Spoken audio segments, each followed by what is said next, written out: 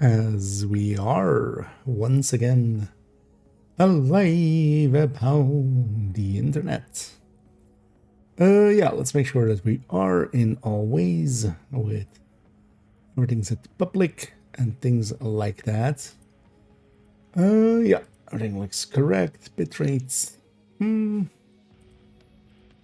then also, oh, there, the way around. There we go. And yeah, that's even working as well. Nice. Trying to find my one of the things with the tablet over there is it's covering up the taskbar on the second monitor. So I've learned to kind of go like, okay, this one's over here and this one's over here, but they do need to be kind of in their expected positions. Yeah, let's actually load up the character 4 folder. Let's play around a little bit first, and then maybe try to go get some more hard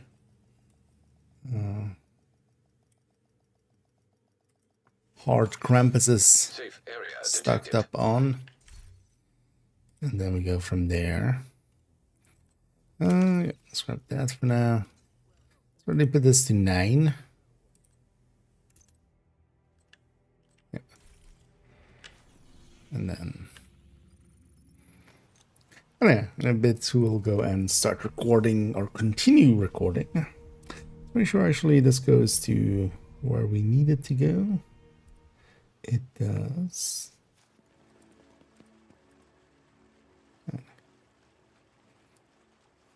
Making sure that all of those scenes work. And hey there, Spiller. And hey, and good evening indeed. Noticing actually how much I've been streaming lately. It's just like, but I've been enjoying it as well. Let's see how I feel tomorrow about it when kind of going back to, well, the old normal.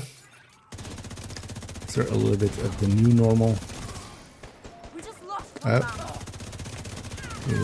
We just lost the audio as well. Let's fix that, as that is very annoying.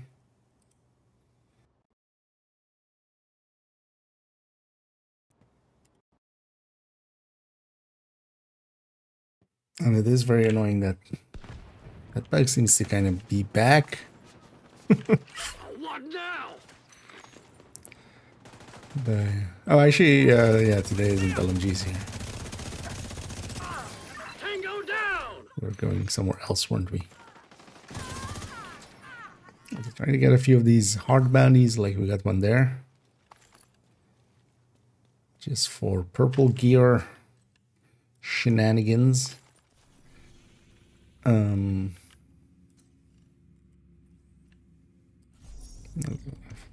Some saved up. What were we using? Campus, right? Yeah. With this character there. So I should go through the row of characters and we'll come back to this character and then continue recording. Just to warm up a little bit. Letting my voice also warm up a little bit.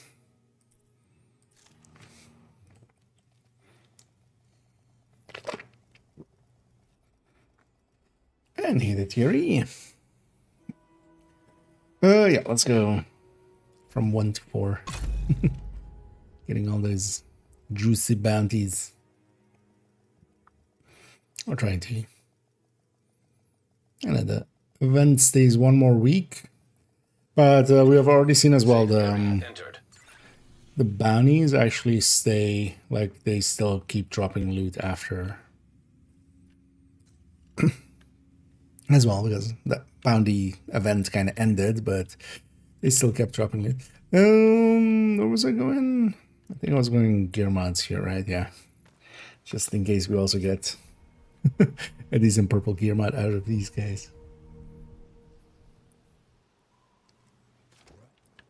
They're definitely one of the better sources for purple gear that we've ever had. The mini Warons were as well.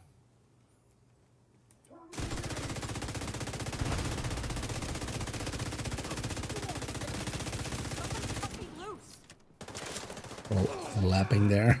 8.9 headshots. Because if I get any maxed out purple mods, I'll take those. Definitely. There's likely also a named group. Might as well take that while we're here.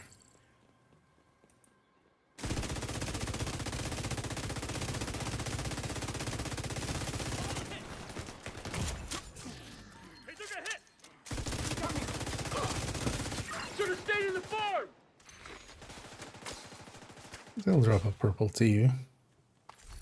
Just no banny. Back to base. Alright, let's add for character 2 and 3 as well, and then we'll go and record character 4. Continue recording character 4. And yeah, character 3 I've already completely edited up and everything, so that's ready to go. And then we'll have character 4 also being ready. And likely tomorrow I shall record modifier only tips. And we'll basically have videos for the entire week ready already. It'll be nice. Then I can do I need to focus a little bit on work stuff. And then I still can keep a really high schedule. So I want to bang out a few of these videos because there's actually a lot of videos I want to do. Because I could do them definitely in like the cadence we were kind of doing in the past, and we'll go back to that as well at some point, but for now I want to get a shit ton out. Well, we can. Mechanical animal good with Coco. I mean, not particularly as a good weapon. Mechanical animal being perfect, like unless you're doing something to get that extra tier going, which, you know, sometimes, for instance, on the red if I have it as well, because you can just take memento plus mechanical animal. But honestly, mechanical animal is so far behind, especially for instance something like a Lexington. You can take a whole yellow core just with the Lexington and still be had. That's how far behind it is, the Lexington. And then you also need 1 kill less. Get to max and overcharge. Because the mechanical animal just is not per se up there in its numbers. Just a sig that it is.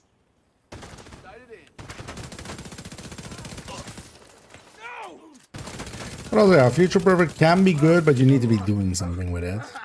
Now this as well, you can, for instance, use it for the smart cover. But you can also just have a damage challenge and just kill as well. Alright. It's a little bit easier and you don't have to pay attention to things. So a lot of people go that route.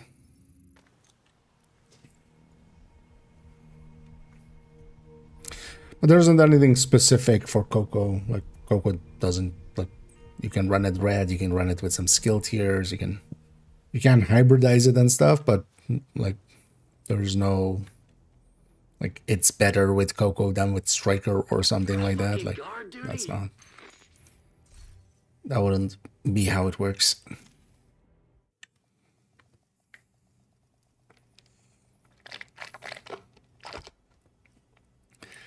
Because there are some guns we could say like are good with Coco, for instance, Pesty. It does give a lot of weapon damage, so Pestilence that likes having a lot of weapon damage works well on Coco. But just, yeah, getting skill tiers from Future Perfect works on any build kind of well. Safe area detected. Clicking my phone again. Yeah, let's see this one as well. What are you?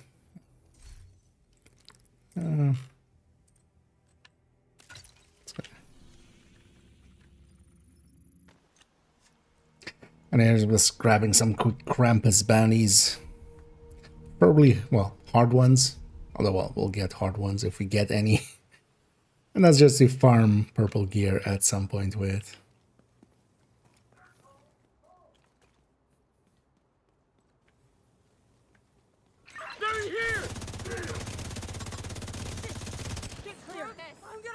Oh, I'm not no longer on us. or I'm on striker now. I'm not on negotiator. I was still on second ago we were running negotiator. Marking enemies, basically. Well, there's nothing to mark.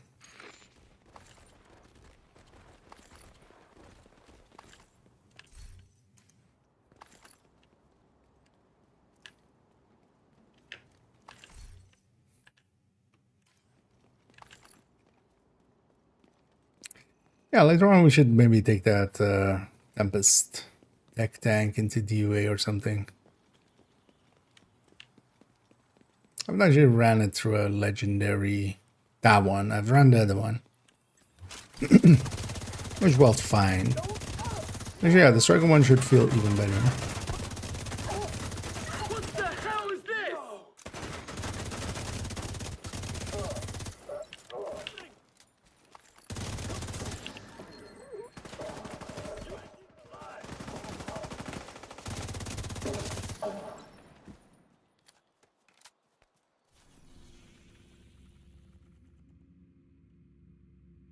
Let me guess, Cheryl.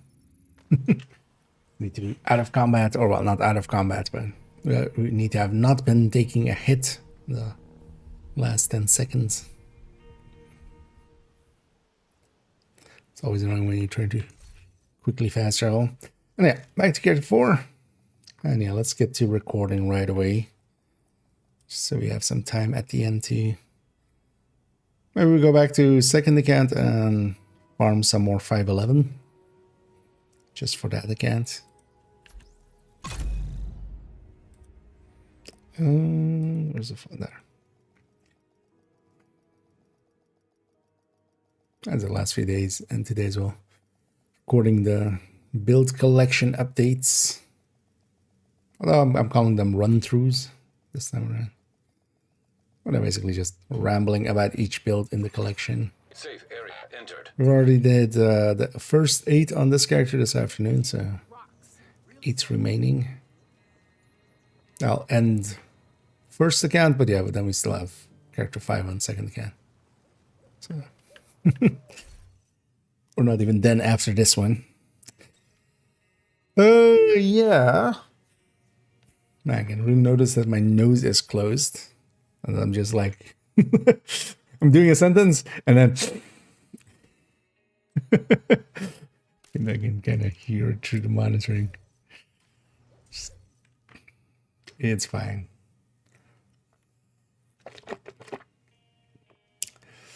To trash. Nice.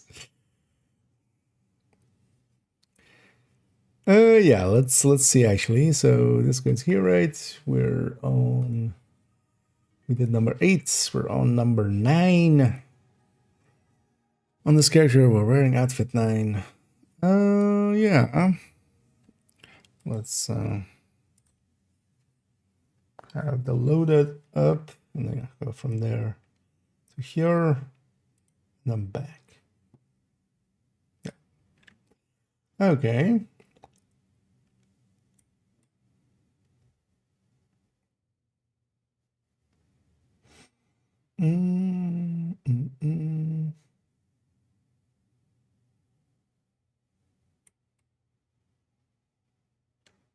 Yeah.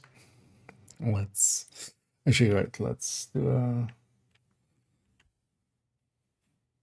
test recording just to make sure the hard disk is actually awake. Also, let's make sure. Oh, no, I'll check that with the real one. We'll check in a minute if the audio is all okay. I'll just reset it, so it should be right. Yeah, let's get going. This is 4.09. It's going to be funny transitioning from that one to this one and my voice sounding quite a bit different. It's fun. Yeah, let's go. 4.09 red breaker. And with 4.09, we come to red heartbreaker. Oh, somebody ran through my camera. Who's out here? I just some random, 2 randoms. Just 2 lost puppies running through.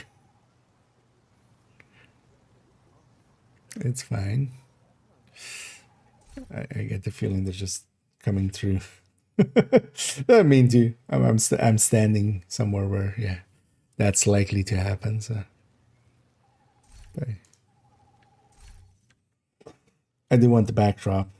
I don't want to be in the void. We can be in the void anywhere. But I kind of want the snowdrops. Oh yeah. It's although I don't think those were maybe new players or something. They were moving with too much purpose for that. Might be converts, or they might be like on their second account or something. Or actually, it could be an alt on even a real account, but yeah, that was their actual level, not SHD. Yeah. 4.9. And moving on to 4.09, a red heartbreaker. Red breaker, as we affectionately call it. And Heartbreaker as a gear set does have some decent damage. Its biggest downside is its stacking. It isn't as consistent with its stacking as Striker is, because actually a red Heartbreaker like this with the Vigilance Backpack and Overdogs, when compared to when put up next to an Obliterate Striker, not the Chest Striker, but an Obliterate Striker with Overdogs, actually the Heartbreaker is a tiny bit ahead. Now, nowadays, actually, well, the Striker would be again ahead because of Obliterate having gained a little bit, I realize, actually, because it was a tiny bit ahead with Vigilance versus normal Obliterate with Cheska.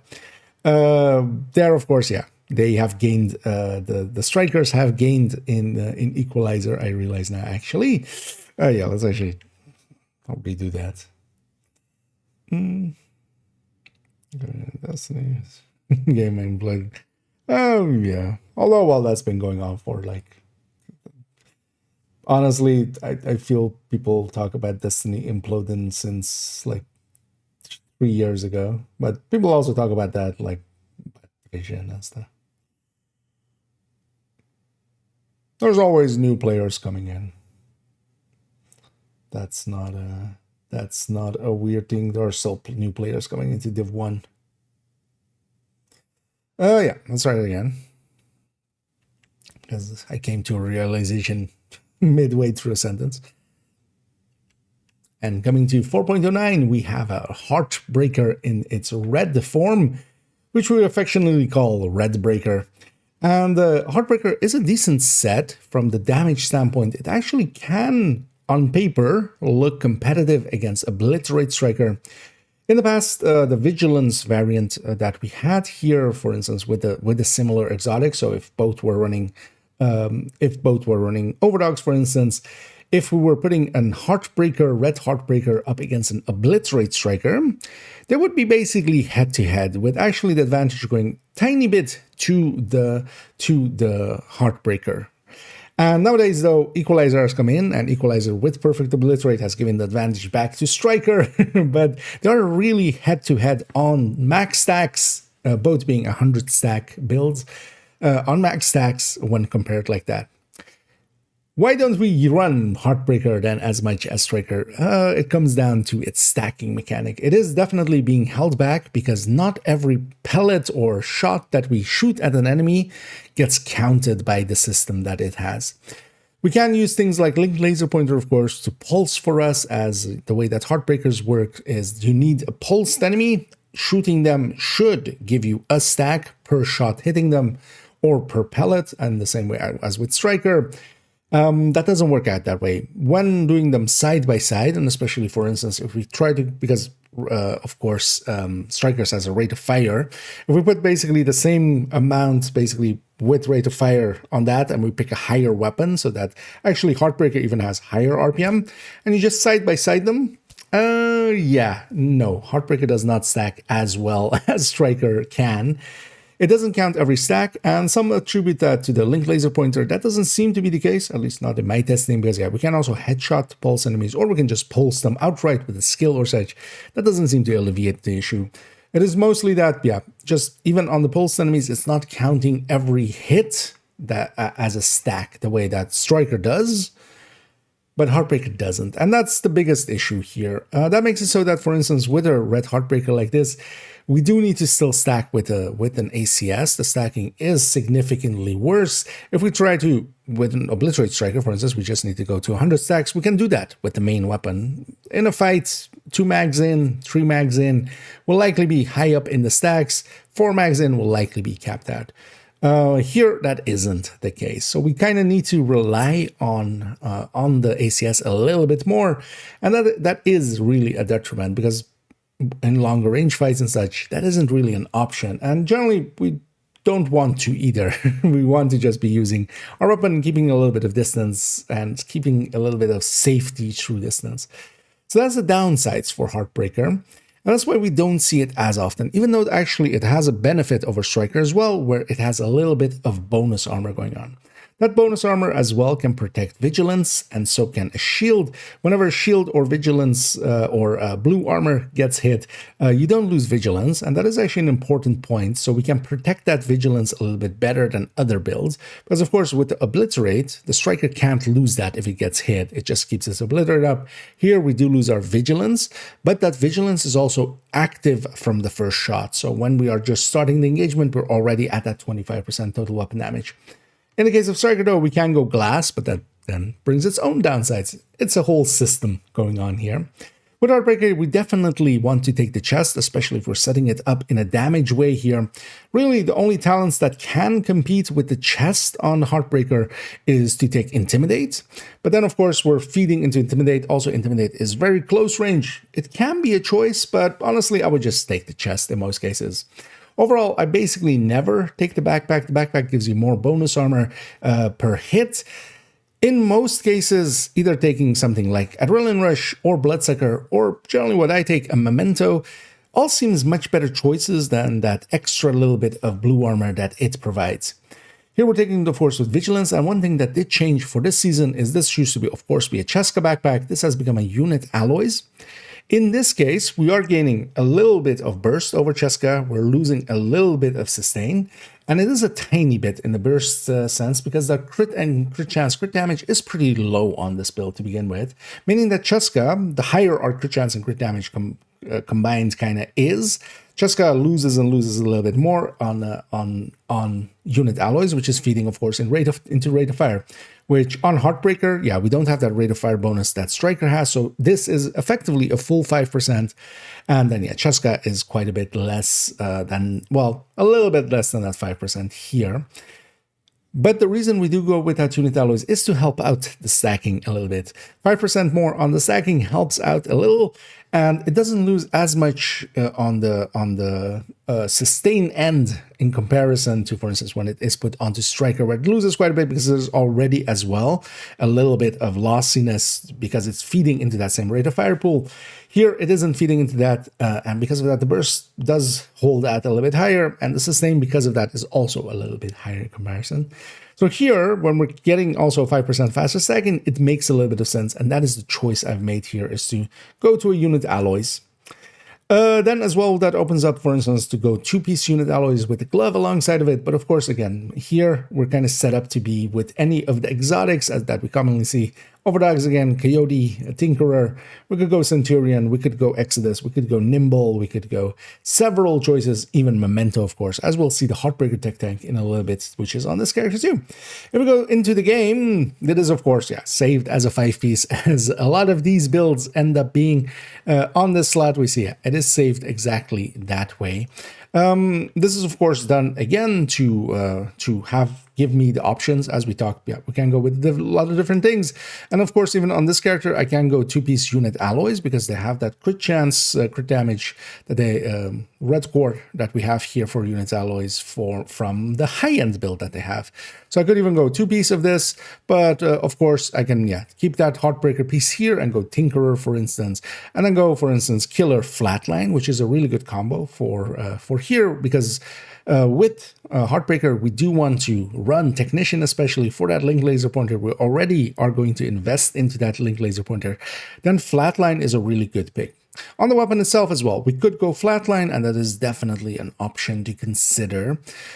And overall, Red Heartbreaker is worth trying out if you kind of want to, but it doesn't have a different play style than Striker. Because of that, I don't find myself using it much. Every time I'm on it, I'm like, why am I not on the Striker that this character, of course, also has? If we had just a Heartbreaker here and that was our only option, we would. And unlike things like Tipping Scales, Coco, or Umbra, Heartbreaker basically plays the same.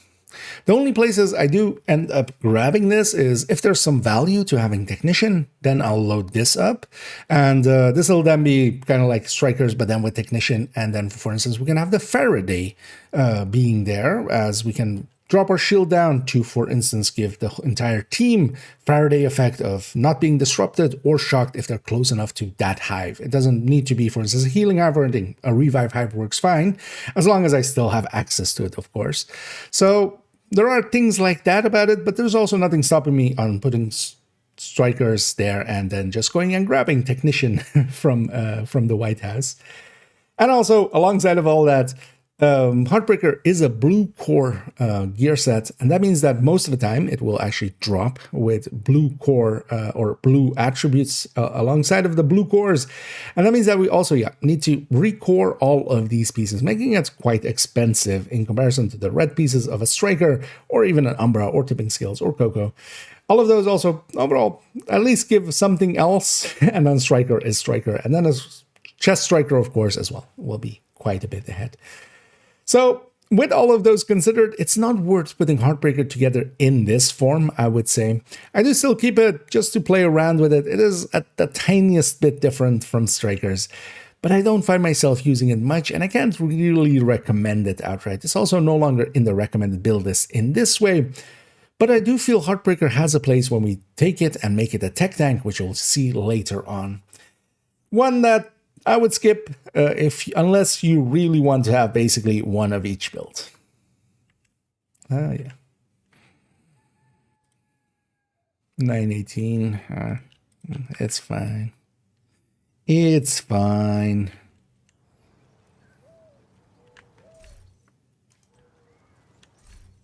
As you know, let's skip there for a few. Yeah. Here, that was in there.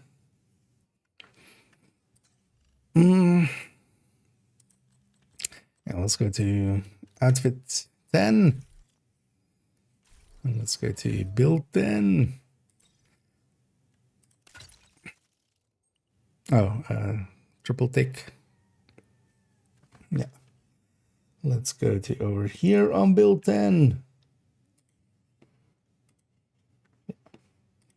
And for those maybe coming in and wondering what I'm kind of doing, or why I'm talking into the camera as much as I am. We're recording for a YouTube video, so I'm just basically going through the builds and yeah, we're recording basically my thoughts on each build from the build collection, and that's going to be 5 videos in total on the YouTube side of things. And here we're on character 4 so far. Yeah, let's keep going. So Pestilence, yeah. Oh yeah, I'm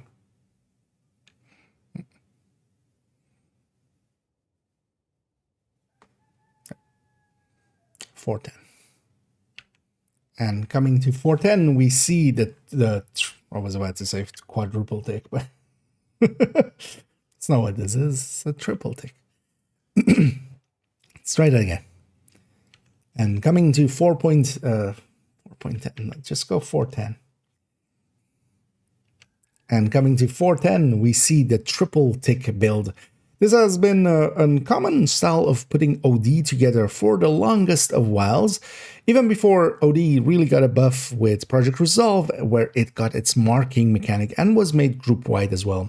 Before that, OD was actually you had to kill the enemy while they had a status effect going on them, and because of that, the layout was actually mostly the way it was ran was like this. You would still get hollow point ammo, but it wouldn't be group wide to begin with, and then also it wouldn't be as potent as we have now with the chest of ongoing directive being available.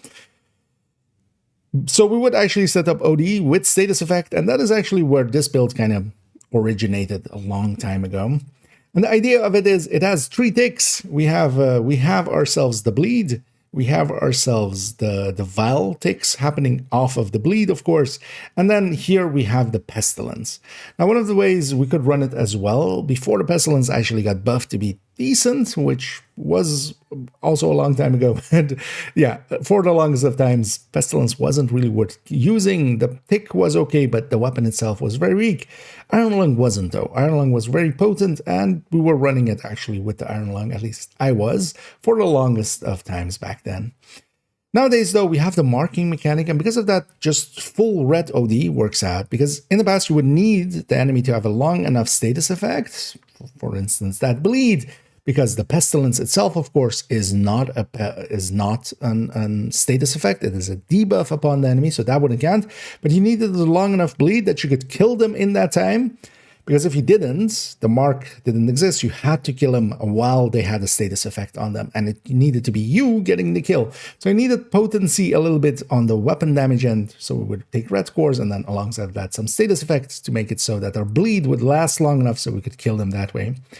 That is nowadays, of course, no longer required. The mark stays for 10 seconds, regardless of how short or long the status effect alongside of it is, meaning that we just have to hit the enemy with a bleed. How short of a duration it is doesn't matter, because the second shot is going to basically hit them right after, especially with weapons that are in the 850 RPM range or 750 RPM range.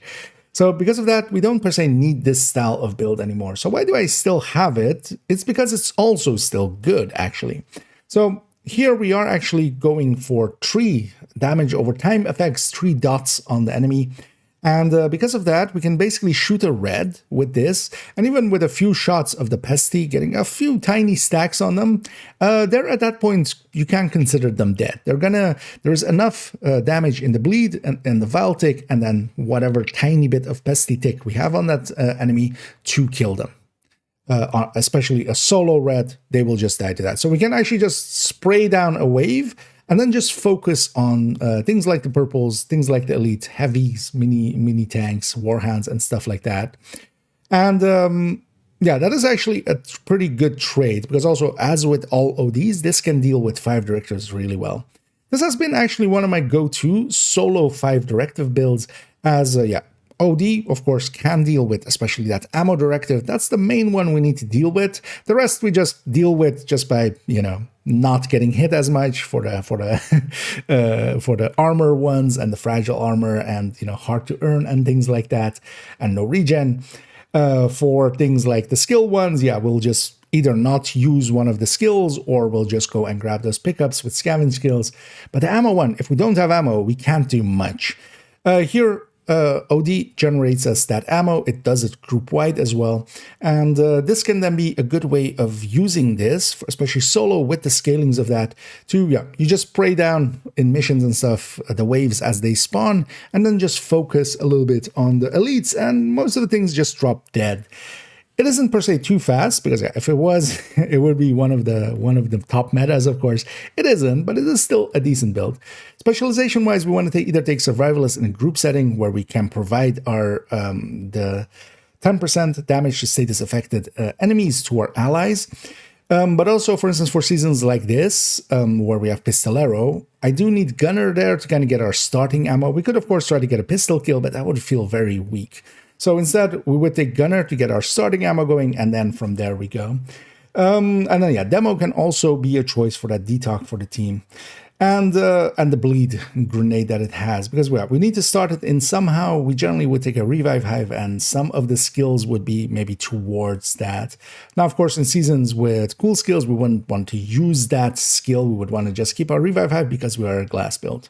Of note here as well, we are still keeping glass here, even though the OD chest has become really powerful.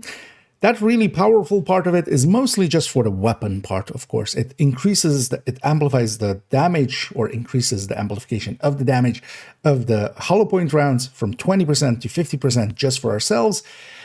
But glass applies to everything, and glass is actually 30%, and it is a point, because normally we would just have a 20% from the hollow point rounds.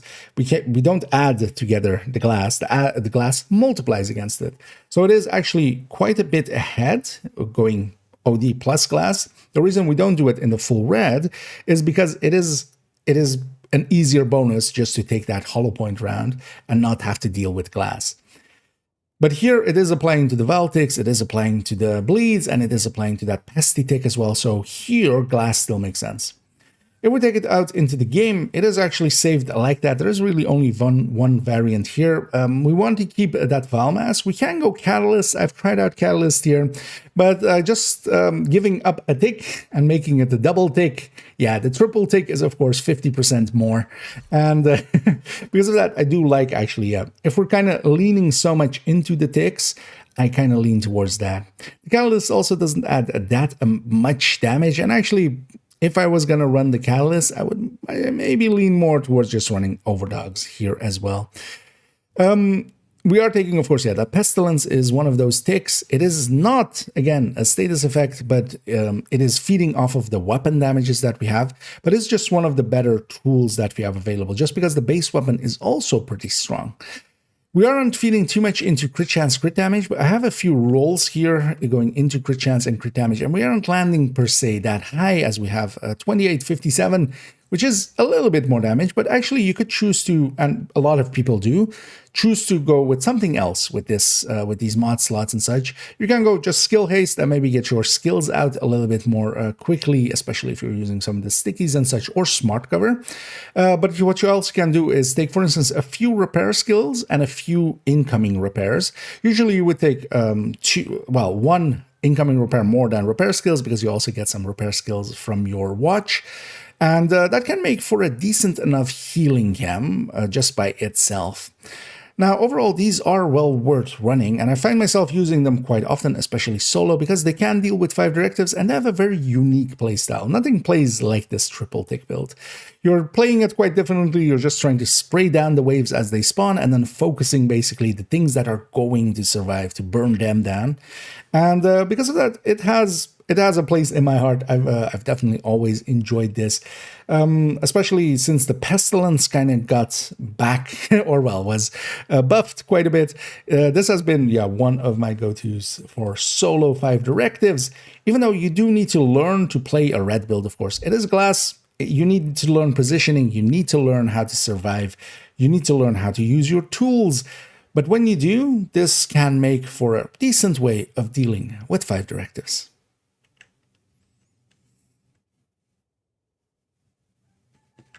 I forgot wait, how long is that? 827. We'll keep it as it is. We've already talked several times about OD and its things. I forgot to kind of talk about how hard it is to get, which I'm fine with. That one doesn't have that. Should be deducible by other things. Yeah. Let's go to 411. It's fun as well. Yeah, I do like this build quite a bit. It's it's unique, which a lot of builds can't say. Like the Heartbreaker we had before. There's a especially if you want to mess around with 5. But yeah, again, it is a full red with a glass. You do need to. Not full red. Actually, it has a yellow core. It doesn't have any blue cores or any survivability built in. You need to bring your own. BYOS. Bring your own survivability. I know. Let's go to Redify. Or Redify, Redipy. Let's go barrel slot, 1 forward. And I was going to say, if we have crime, we're going to have crime and punishment next to each other. That was the crime. This is the punishment. Let's go back here. Yeah.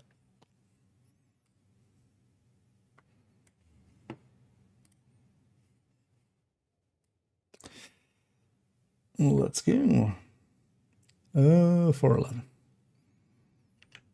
And on 411, we have a red eclipse. As I discussed a little bit earlier, yeah, I have eclipses on all of my characters, well, except, well, no, even that one has a foam eclipse on character 2, but we have a fire eclipse there in the form of a fire refactor. But yeah, I enjoy Eclipse a lot. It is a very versatile set, especially on the yellow side of things. But here we're taking it in a different direction. We are taking it and making it red. Originally, this build actually worked really well for the old Hollywood. That was actually what this build was made for.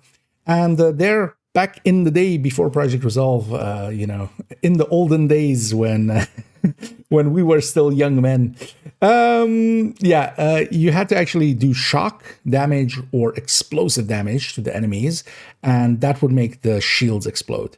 Nowadays, of course, we can even do it with the jamming, and that's actually the way to go about it with Hollywood nowadays.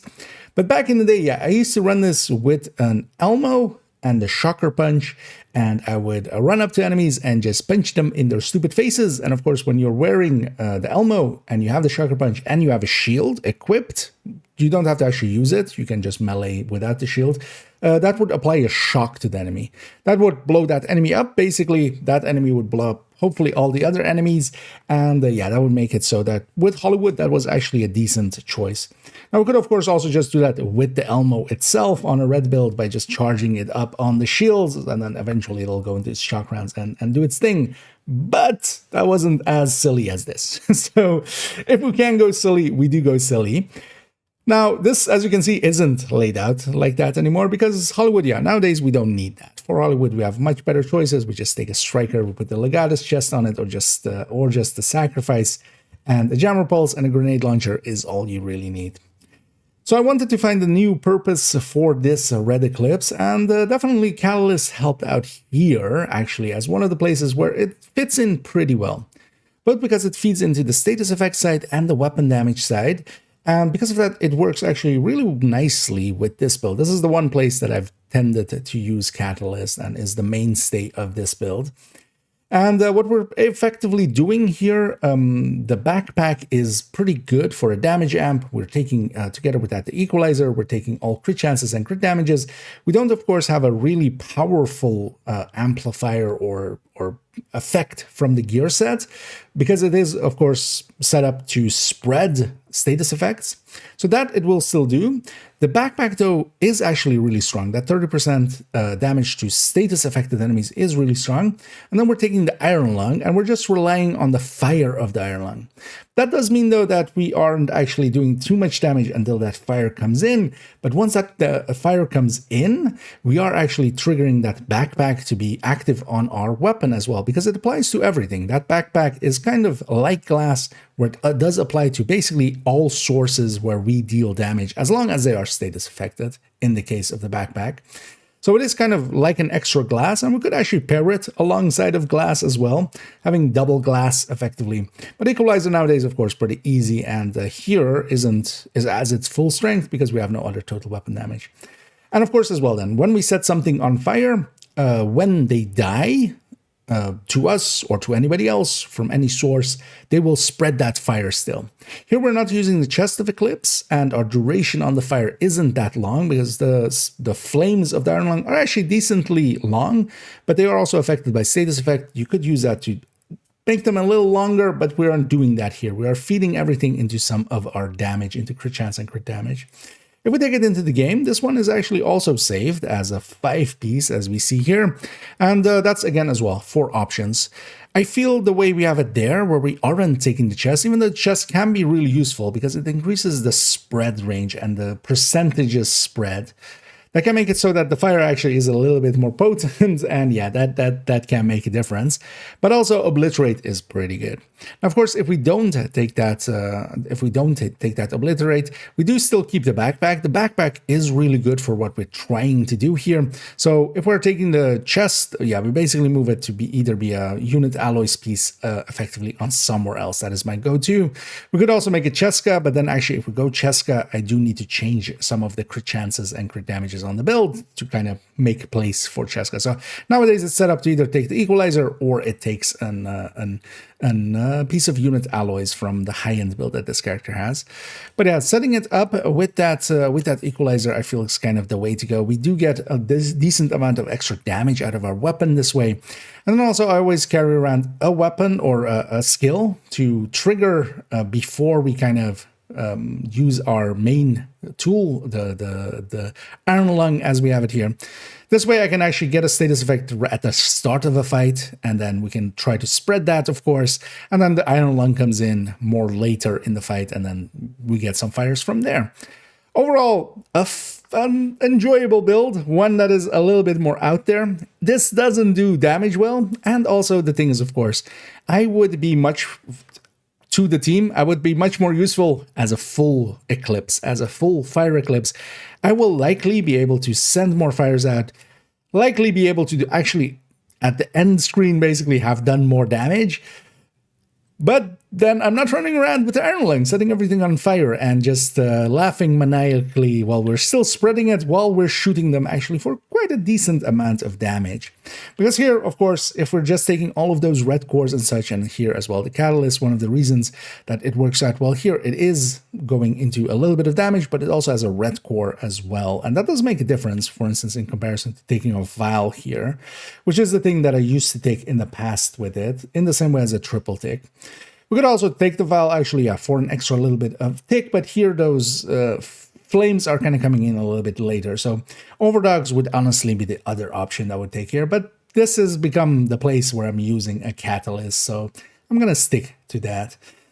Damage-wise, it can hit decently hard, not of course as hard as really hot-blooded red builds, but as something different, doing a special thing, I have enjoyed this a lot. And I do find myself pulling it out quite often just to have a little bit of a different playstyle where I'm trying to set enemies on fire and making it spread, but not while doing it with a fire eclipse the normal way, but then with a different tool instead. This is a harder set to get together. All of these will, of course, be yellow quartz pieces, so they mostly come with yellow stats. That means finding actually the pieces for this can take some while, and then even then it will be pretty expensive. The catalyst, of course, comes from the Army Terminal mission, and that can be a decently long farm, depending on how lucky you get. Also, one singular, it isn't the world bosses in Brooklyn that drop it. It is one singular one that can drop it, which is the world boss named Charlie. Now, that one is, yeah, maybe in between. You can go and farm him up a little bit. But, yeah, he's trying to find a singular one out of 16 is kind of annoying. Army Terminal is definitely the way to go for Catalyst, and that's also the only place we can get it, meaning that it is technically locked behind the Brooklyn DLC as well, so you do need to own the Brooklyn DLC. Iron Lung is in the general loot pool nowadays. In the past as well, Iron Lung used to be one of those items where you needed to have the blueprint, and the blueprint wasn't being handed out anymore, so it was kind of hard to get. That has all been resolved nowadays. So it is just in the general LMG pool, so you can get it from there. We're pairing it here as well with the lefty, just for sledge when we can make that happen with the grenades. And yeah, firewall is being used here actually as the fire of this, of course, is also a great tool to start some fights off with. Overall, not the highest recommendation, but especially if you kind of like to play, if you are a pyromaniac, kind of like me, this is a different way to be one, and not as effective, definitely, as a fire eclipse can be in most missions and stuff, but just to play a different variant of it in this red form is quite enjoyable. 852, it's fine. Yeah, let's get to whatever's next. Shotgun Fury.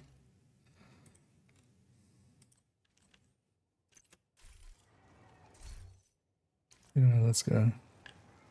Stand here for these last few. Oh yeah, let me catch up on chats for a second, and then we go into that one. I can feel my voice getting raspy.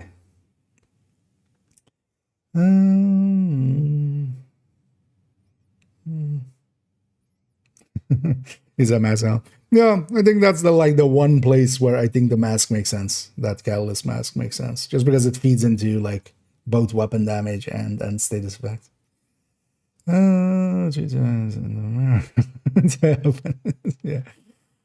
Well, we said it way more than that, so now you have to just spend the rest of the stream.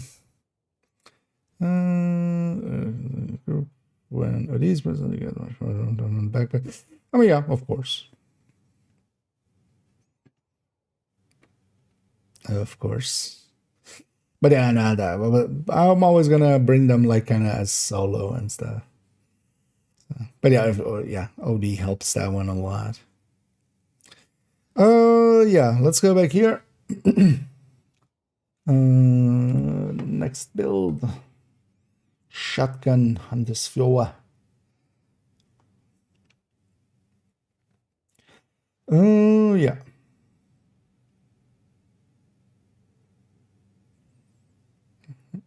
Photo. And with 412, we get a shotgun-based Hunter's Fury. On character 2, we already saw a SMG-based one. Here we're getting one that is more set up for the shotguns, especially the crit will be a little bit different. And also here we're going with different talents, because for the SMGs, we can go either Intimidate or Obliterate. And generally, and there as well, we had Vigilance on the backpack. For the shotguns, really only Intimidate works out here. And there are definitely several ways we can then make blue armor happen for them. I like Adrenaline Rush, mostly because Adrenaline Rush will also apply to us when we're basically starting our chain, because Bloodsucker as the other option, that does need a kill. That can be pretty consistent, but that means that you don't have Intimidate up for the first one, and same is true for Memento, as we have here in the corner the other options. Here, because we're also going Intimidate still with this, I'm actually going with Cheska and Grupo as our picks here, as they tend to give us the most. Of course, yeah, unit alloys would not per se actually be an option here, because these are weapons that we're not firing. They aren't automatic, at least with the exception of the ACS. None of the shotguns is automatic. We're not per se firing them at their RPM. And then Cheska and Grupo make a lot more sense. So for Intimidate chests, Cheska still makes sense. That's the places where some Cheska chests have remained. Then yeah, we're pairing that with 4 pieces of Hunter's Fury, kind of lining up our crit chances and crit damages to land in a decent spot here on 58. And here I'm showing it with the Scorpio as the main weapon. Scorpio can be really strong. Scorpio can stun lock one enemy down, and just basically you can decimate them pretty easily. And it works well enough. But there's definitely something to be said as well for taking, for instance, the Tsunami with its perfect pummel, or just taking a weapon with either Killer, or for instance the Light Glue with Brazen, or just a normal weapon with Brazen. And all of those are really strong. They are great talents. Pummel can, of course, reset our magazine basically every 3 kills. Here with Tsunami, even every 2 kills. Killer is one of the ways that we can actually have a talent that works well with these shotguns, because a lot of talents that we would normally pick are, of course, not available here. And Brazen is really strong, but yeah, it doesn't need enough pellets to hit. That means that the Light Glue that only needs 4 pellets to hit definitely has my preference. And the Super 90 and the SASG are both really good weapons. On the exotic end, it's mostly just the Scorpio. The other weapons in the Sweet Dreams and, of course, the Overlord are not per se worth considering. Their talents are not there. Scorpio, though, does have a lot less damage nowadays. It did get a definite nerf, we could call it, back in the day with Project Resolve. A deserved one, because it used to be the top damage dealer in the shotgun category, and then also be, the Scorpio. Nowadays, it's just the Scorpio still, but it doesn't have that damage component to that degree. It's still powerful enough to burn some enemies down, of course. If we take it into the game, this one is actually exactly saved as there, except, well, the Scorpio isn't in, but I do have some of those other weapons that we were showing on that picture as well. The Scorpio, of course, is going to be in this character's inventory. It is saved with other builds. So here I'm using that place to have it be other weapons so I can have some choices. I'm pairing it here with the Tsunami and then also a Black Market SASG with Killer here. Pretty talentable, so I can play around with that. I likely as well have other weapons like a brazen military M870 here, and all of those, this kind of being my character that does carry a little bit of shotguns, all can be choices. There's also something to be said for an ACS. They are actually the Burst King in that category. But you don't have that much reserve ammo, so you end up running out of ammo quite often with them. You can mitigate that a little bit by Pummel, because Pummel, like a lot of talents that are designed around the magazine and refilling it, they pull ammo from the void. They don't actually take from your ammo reserves, they just pull it out of the warp, just directly out of Korn's lap, and yeah, don't worry about it, he won't come and get you. Of course he won't. And yeah, here of course, a close range build, we are pairing it with Firewall. Firewall is my go-to if it's a very close range build. Firewall is my go-to. Any Intimidate build is going to be that already, and we're especially doing that here for this Striker Shield. The Striker Shield has a damage bonus per enemy, and normally you could take a few blue cores. Quite often I find myself, especially with this build, just running it, for instance, with the Memento. The Memento, again, especially solo, really strong, of course, when we are getting those kills. This is also one of those builds that gets close enough to the enemy that we're going to pick up the short time buffs, because we're just going to kill the enemy, run over them, grab it, just to, of course, also get our Intimidate going, the bonus armor especially, and then we're just going to keep going. But also what we get, of course, with the Memento is that we get all of those other bonuses as well, with the skill efficiency for the shield, for instance, but also the regen that we get from there. And also, if we are picking those short timer buffs, depending on how many cores we have, so for instance, here we have 6 red cores, we get 30% weapon damage on top as well, which of course adds to our punch by quite a lot. We're going to pair that with a Revive Hive. This is a full red build as we see here, even though, yeah, if we're taking the Memento, we do have some survivability to that. But there's also nothing wrong, and you can kind of see that here. I have it kind of set up where 3 out of the 4 Hunter's Fury pieces can be set up to be blue cores, so that we can play around with how many red or blue cores we can have here. Especially with the Scorpio, you can't take it full red because you're stun locking the enemy in front of you, and you should be making it just 1 versus 1. So you should just be kind of going around the outsides and just killing whatever stragglers there are until you've killed basically everything. With that Scorpio, you can just stun lock people effectively, and as long as you keep some tall cover between you and other enemies, it'll work out fine. This is a very aggressive build and does require a decent playtime investment to kind of get the hang of. I feel this isn't, if you're just coming from a striker or such, one that will directly feel native, but you have a lot of tools through Hunter's Fury to actually be aggressive. That armor on kill helps quite a lot. Even that health on kill that we have helps a lot. And yeah, the disorient on kill, if you kill one of the enemies, so especially if you have like a group of enemies together and there is 1 red there, I'm going to focus down that red, kill them. As long as we're close enough, they will disorient the other enemies around them, and that buys us all the time, of course, to get the rest to join them. And yeah, overall, a build that I definitely enjoy. This is really a great shotgun build, and for instance, unlike the OD one, the ongoing directive one we saw in Character 1 that was kind of set up for shotguns, where it opens it up for the Tinkerer and such, here we don't want to take the chest or the backpack of Hunter's Fury. Because of that, we're kind of locked into, yeah, either chest exotics or backpack exotics. You can, of course, also run this with Ridgeway, and that's also one of the ways that I've enjoyed it. You can take Wicked on the backpack, Ridgeway on the chest, and then that opens up also Sadist for the shotguns. That can be actually a way to set this up as well. It is yeah, Hunter's Fury is one of those quintessential builds to kind of try out over time. It is very aggressive, especially in Summit. I love this, as there also you have a lot of tall cover in missions and such. It works out.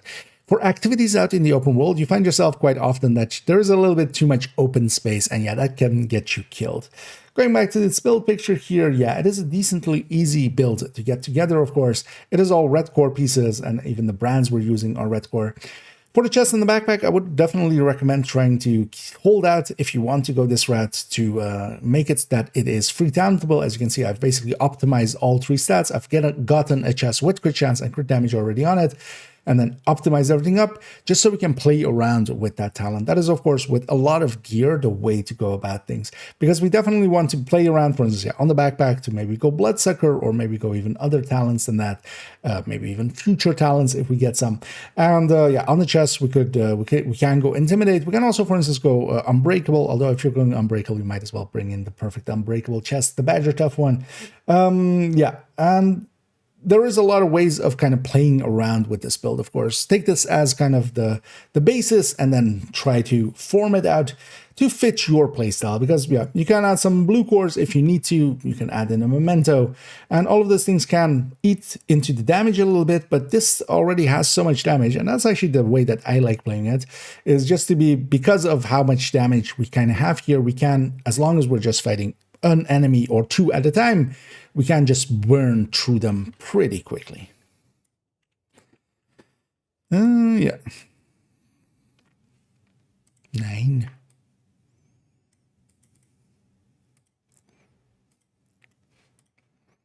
Yeah, on to the next one. 13. Blue fire. Come out of the menu and somebody's just standing there. It almost feels like walking out the shower and there's just someone in your house. Say, yeah, don't mind me. I'm just recording here. Just don't walk into my camera. Watch out for the tripod. A barrel. 13. Wait, does this get drag off? Okay. I mean, that is a tankier bill.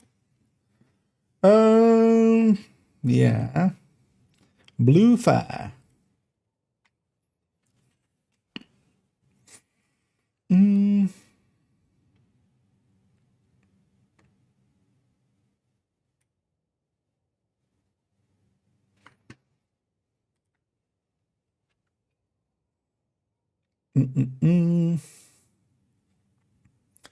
Yeah.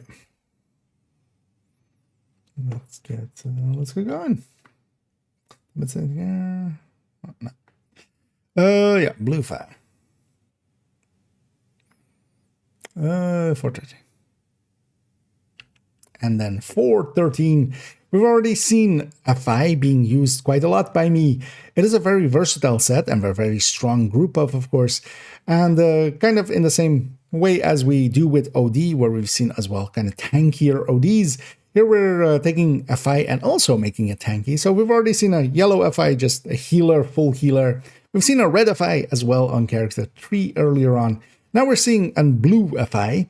Now the idea behind this is to try to get Galvanize to go. Galvanize whenever we shock, especially enemies. And that is, of course, done here then with the Scorpio. Whenever we shock them, they will actually make it, any ally that is near enough to that enemy will receive some bonus armor. As we discussed earlier, bonus armor, for instance, does protect vigilance. It also protects FI. As long as your armor, your normal white armor, is full, FI will apply to you. So if you get bonus armor and that gets hit, that actually does not eat into your FI bonuses. That's also why, for instance, that Vanguard Galvanize we saw in Character 1, that PFE setup that gives blue armor to allies, that is actually very strong alongside of, for instance, a red FI, because that build can protect the FI's buff on our allies. This is trying to do it all in one build, and overall, not a highly recommended one I'll give away already. Mostly because, yeah, we are trying to do too much. This build is reaching into the territory where it's trying to do a little bit too much, and because of that, kind of failing at being a good enough FI overall. But what we're doing here is, yeah, we're taking some of those pieces. We are still keeping the minor attributes going towards damage, just so we can do a little bit of damage. We're taking a few blue cores just so that bonus armor that is based upon our armor is a decent amount upon our allies whenever we shock an enemy. We're taking the Lavoisier because the range increase of that is pretty good. And yeah, that helps out a little bit to make this much more powerful. And then we're taking BTSU data gloves. As we've talked several times already, the BTSU data gloves can be really strong. And in the same way as with the red FI that we saw on character tree, we can actually supercharge the team by first overcharging ourselves. We can throw out a hive that will take us to skill tier 6 when we deconstruct it. And then when we do that a second time, we are at skill tier 6, which is the requirement to do the supercharge, as I oftentimes call it, which is overcharging everybody. That is, of course, a very strong thing to do, especially, for instance, just before an extraction, we can reset everybody's hive. If we time it a little bit well, they can also have a little bit of it while they're going up against the hunters. Some pulses going out can give some buffs, some smart covers going out can give some bonus armor or just a ton of extra damage. Their shields are invincible. There's a lot of benefits to overcharging, especially, for instance, for this, which is definitely, I would say, more aligned to being countdown build where it can buff 7 people. That can be really strong. So yeah, we are taking that BTSU and that Lavoisier. And then actually, mostly I'm relying here on the Scorpio to trigger all of those, Lavoisier here. Because yeah, whenever we shock an enemy, which is the 5th, well, nowadays the 6th shot of the Scorpio, then yeah, that applies that debuff, that triggers that bonus armor to be on all allies that are close enough to it. And yeah, that is actually a pretty decent range nowadays because we take the Lavoisier because it's a 30-meter range from the enemy. And yeah, that is a radius, so the diameter is 60 meters, and that's a pretty big circle. One of the things also with the Lavoisier is that blind and snare and confuse and shock all apply. Oh, actually, oh yeah, shit. What am I saying? Also, yeah, how did I get this wrong? It is 6, right? Yeah, 6. Disorient also triggers it, of course. Wait, is that the difference? What's the difference again with normal galvanized? That doesn't have disorient, right? That's why I'm taking Lavoisier. I haven't used this build in so long or thought about this build. Blind snare, confuse, or shock. No, this is all the same. What's the difference between? What's also a thingy difference, right? No, it's just the range. But I totally forgot about confuse. So let's redo that because I forgot about confuse. But yeah, we can already on the 4 shot. Also, I forgot how many. They've changed this thing so many times now. Oh well. They changed it once in the PTS and yeah, let's go again. 413. And then 413. We've already seen a future initiative FI being used in several ways. We've seen a yellow FI, just a full-on healer. We've seen a red FI. Here we have a blue FI. Blue FI is, as this one is kind of called. And what we're trying to do here is actually, as we discussed with the FIs, is that they have a really strong buff, 25 total weapon damage to the entire team if we are using the chest, 15 without, 25 total weapon damage and total skill damage as well to the team, as long as each of the players is at their full armor. When they are at their full armor, they receive the buff, and that is individually through everybody. Especially with 7 other players in things like Countdown, this can be actually a pretty strong build. And then what this is trying to do is protect that armor or protect that buff by protecting the armor. We are trying to create some bonus armor on our allies through this Lavoisier, and whenever bonus armor gets hit, we discussed it already for vigilance, whenever a shield or bonus armor gets hit, you don't lose vigilance actually. Same is true for the FI buff. Until you lose armor, actual white armor, if just blue armor is getting hit, that doesn't actually remove the FI buff from you until your normal armor is actually depleted by any amount. Yeah, it is going to have that buff be upon you. So this is trying to do that. We are trying to, with the Scorpio here, especially the disorient and the shock of it, will trigger Lavoisier whenever it is off cooldown. And that will give a bonus armor depending on our armor. That's also why we are taking a few blue cores to it gives that to all of the allies within 30 meters of that enemy.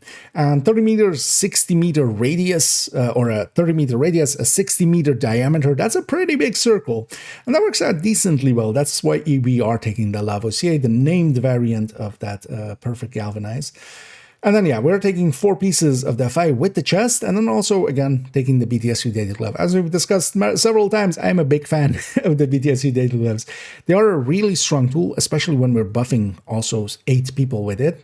Now, in the case of the supercharge that we want out of this, as we discussed with the red FI as well, is that we can deconstruct the hive that we have here, which is actually a healing hive. We can deconstruct that, and that will put us at skill tier 6, which is a requirement to make it a supercharge affecting everybody. When we overcharge everybody else, we do need to be at skill tier 6. We aren't, of course, here. But when we first trigger it, we are for 15 seconds while we are overcharged. Then we can do it again, deconstruct another hive. That does take some time, of course, but we can deconstruct another hive and supercharge the team. And that can be one of the strongest tools within the game. A well-placed supercharge can, save entire teams. It can reset everybody's revive hives, for instance, but also it gives them overcharged skills. If being used, for instance, with a shield, that's invincible for the duration of that. A pulse can give a damage debuff. The smart covers, if any people have them, they can be very strong. Any thrown out decoys, they are super effective. So a supercharge is that level strong that we are actually putting it in here in a build where we're trying to do blue core things. But yeah, here we do want that, and then also that gives us a decently usable hive because it does feed a decent amount of from the skill tiers. For each skill tier, we get 15 skill haste for the hive, meaning that we have 30 here because of the from skill tiers at least. We get one from the technician, and of course this has a yellow core. We also have a skill haste there, and we have some from the watch as well. That does help the hive to be somewhat usable in its healing form. And this is just to help off a little bit of that chip damage. If people get hit before we get the bonus armor on them, of course, if they get hit before it and then they get the bonus armor, they are still not at full armor, of course. So we do want to heal them up underneath that. So I do toss this out quite often if I remember to. We are, of course, using a shield as well. We do have a few blue cores, so we might as well go that route. We actually have a 6-0 shield, which just have a decent amount of protection. Not, of course, we can take a hunter hit the way that, for instance, a PFE build can. But yeah, we can stun lock them or try to, and give bonus armor to ourselves and allies as well, because this does work upon ourselves, of course, as well. And then, have that shield still be in their face. If we take it into the game, we see actually that I do have this one saved as well as the 5-piece, because I do that with a lot of builds where I do want to play around with what exotics we take or other pieces of gear. Now, by saving it as this 5-piece, now, of course, that BTSU is the option that I'm kind of presenting there. But also what we saw in the corner was that because the shock, any shock will also trigger the galvanize. One of the things we can take is actually shocker punch and then Elmo, and then we can do that from a little bit more distance, especially once you have the shock runs on the Elmo. One of the things I find myself sometimes doing is we take the shocker punch, we take the Elmo, we have the shield already, we can punch enemies to trigger the shock, of course. But then also, just by itself, the Elmo, one thing we can do is just, once the shock runs are on it, while you're charging it up, if you swap weapon, you will lose all charge that you've built up, all of the stacks that you've built up. But once you have the shock rounds, you can swap to a secondary weapon. And that's also why I have this LMG here instead of the lefty actually that we had there. That lefty, of course, is in this character's inventory, so it doesn't need to per se. Here, I can always pull it to their inventory if I need to. But I like actually having another weapon running the Elmo as the main, getting the shock rounds on it, and then basically, for instance, during extraction, I'll swap to that, hit an enemy once, give everybody bonus armor, swap to, for instance, this LMG that I have here, keep shooting that. Once everybody's bonus armor dissipates, go back to it. And that can work well enough. But the Scorpio, of course, can stun lock an enemy into place, and that's very nice, especially with the starting hunters in Countdown, for instance. This definitely, to me, is a Countdown build, and yeah, I can set it up in multiple ways by saving it at this 5 pieces. I do find myself using it mostly, though, with that BTSU glove. That overcharge mechanic is that strong. Going back to the build picture, yeah, we are taking actually even yellow core pieces and we want red minor attributes on them and then blue coring it as well. Now, of course, blue coring it or red coring it doesn't per se matter for this gear. It will always come with yellow, so going red or blue doesn't, that part doesn't matter too much, but these are somewhat the harder pieces to get. You will always kind of need some optimization, as we see here as well. BDSU Daily Glove is generally available. The Lavoisier is not too hard of a name to farm. It is just in the electric pool. It isn't a DZ item or such, and because of that, easy enough to get. Scorpio, of course, also in the general pool, and also its blueprint is available through Retaliation. So pretty easy pieces there to get. The harder part is getting, the red FI / blue FI pieces that we have here. One of the things you can do as well is if you try this, or if you have a red core FI, you could actually, for instance, if you do want to try this out, just changing the cores to blue, several cores, sticking a Lavoisier in there instead of, for instance, on the red FIs, what we have is generally a Cheska backpack with either Vigilance or Safeguard. And of course, that BTSU is still there. So actually, we can kind of swap this out to a red FI pretty easily because, it's going to be those cores anyway. One that I wouldn't highly recommend, but especially if you do a lot of countdowns, this can be a decent build for in there. The FI buff, when it is applied to 7 other players, is pretty strong. And this, in kind of giving a little bit of CC and a little bit of bonus armor, does something unique. Overall, though, I would say it is trying to do too much, and because of that, it isn't doing any of it too well. This is definitely the master of none, and that is still fine, though, because, it is quite often, as stated, the jack of all trades, master of none. There's actually a continuation to that, which is that it is still oftentimes better than a master of one. And I would say that still holds true. I would still take this over, for instance, a full heal FI in countdown, mostly because it can do more than that. And a full healer is kind of wasted in countdown. So trying to at least get the FI buff out of this, and then maybe, for instance, having a foam eclipse alongside of it, and then just 6 other damage dealers will still make mincemeat out of heroic countdown. There we go.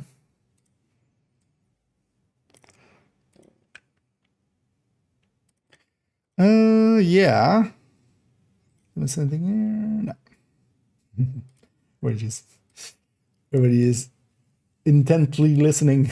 For those maybe coming in, we are recording something for upcoming videos.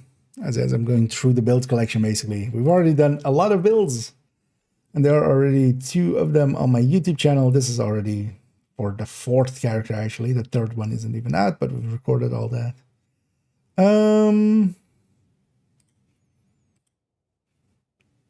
So you're going here for a second.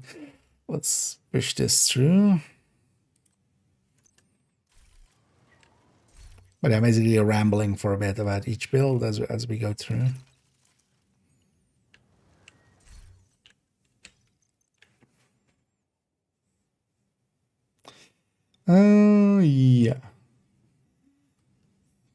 Halt biker think.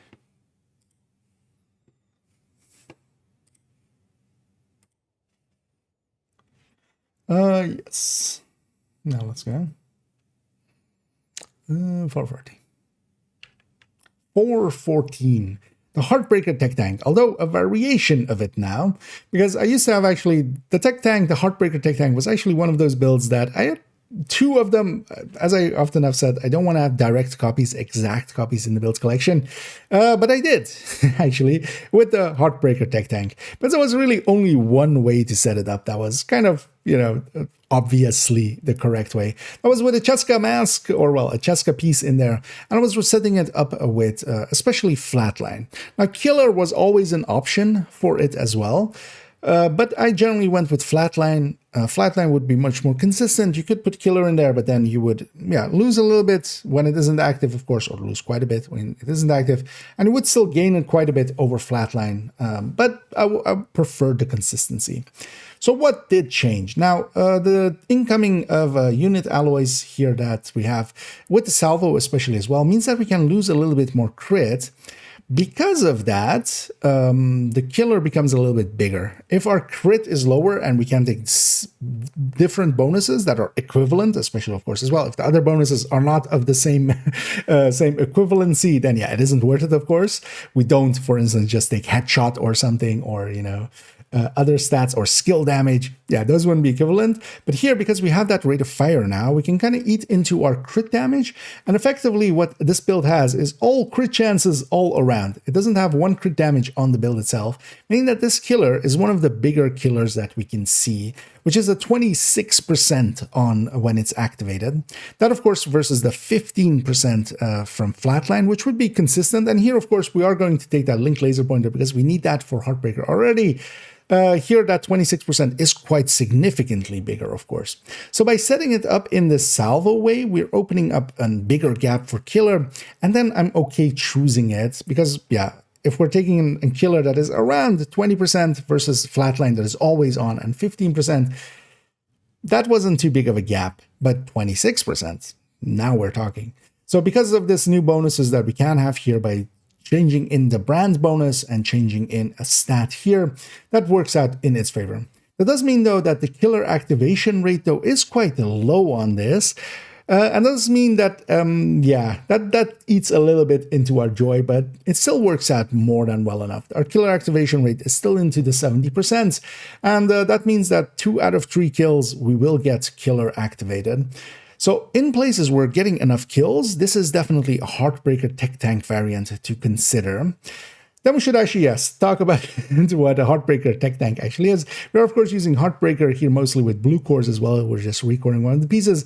And Tech Tanks, as we've kind of often discussed throughout this video, but if you're maybe just watching this segment, Tech Tanks are a layout where we're taking a memento, we're taking an Artificer Hive, which requires Technician, that is the tech in the Tech Tank, and we're taking a Shield, the tank in the Tech Tank. The memento feeds basically into all parts of this because we're feeding into the weapon damage side, we're feeding into the skill efficiency sides, which both helps the Artificer and the Shield. We can see that before the memento is full, it's these stats, and then the memento being full is signified here.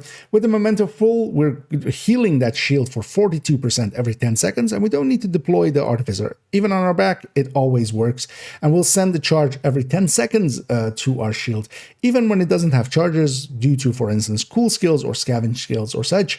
If it's on your back, it will always send that charge every 10 seconds. And that heals this shield for 42% of its health. And this health is, of course, also affected by the memento, its skill efficiency feeding into this. That means that this is more than 2 million split over, well, once per 10 seconds. If we split it onto the second mark, that means that we're basically regenning 200,000 or more even, actually. We're kind of rounding down, actually. More than 200,000 health on the shield every second, effectively. That is way more than any regen build could ever really conceive to get to. And because of that, we have a very strong shield, and then the rest of the build is kind of going towards the damage. We generally do so with gear sets. We've already seen it in an Umbra form, in a Coco form, in a Striker, of course, form. And here we're seeing the Heartbreaker. With Heartbreaker, we do want to take that chest. That chest is the good part of Heartbreaker.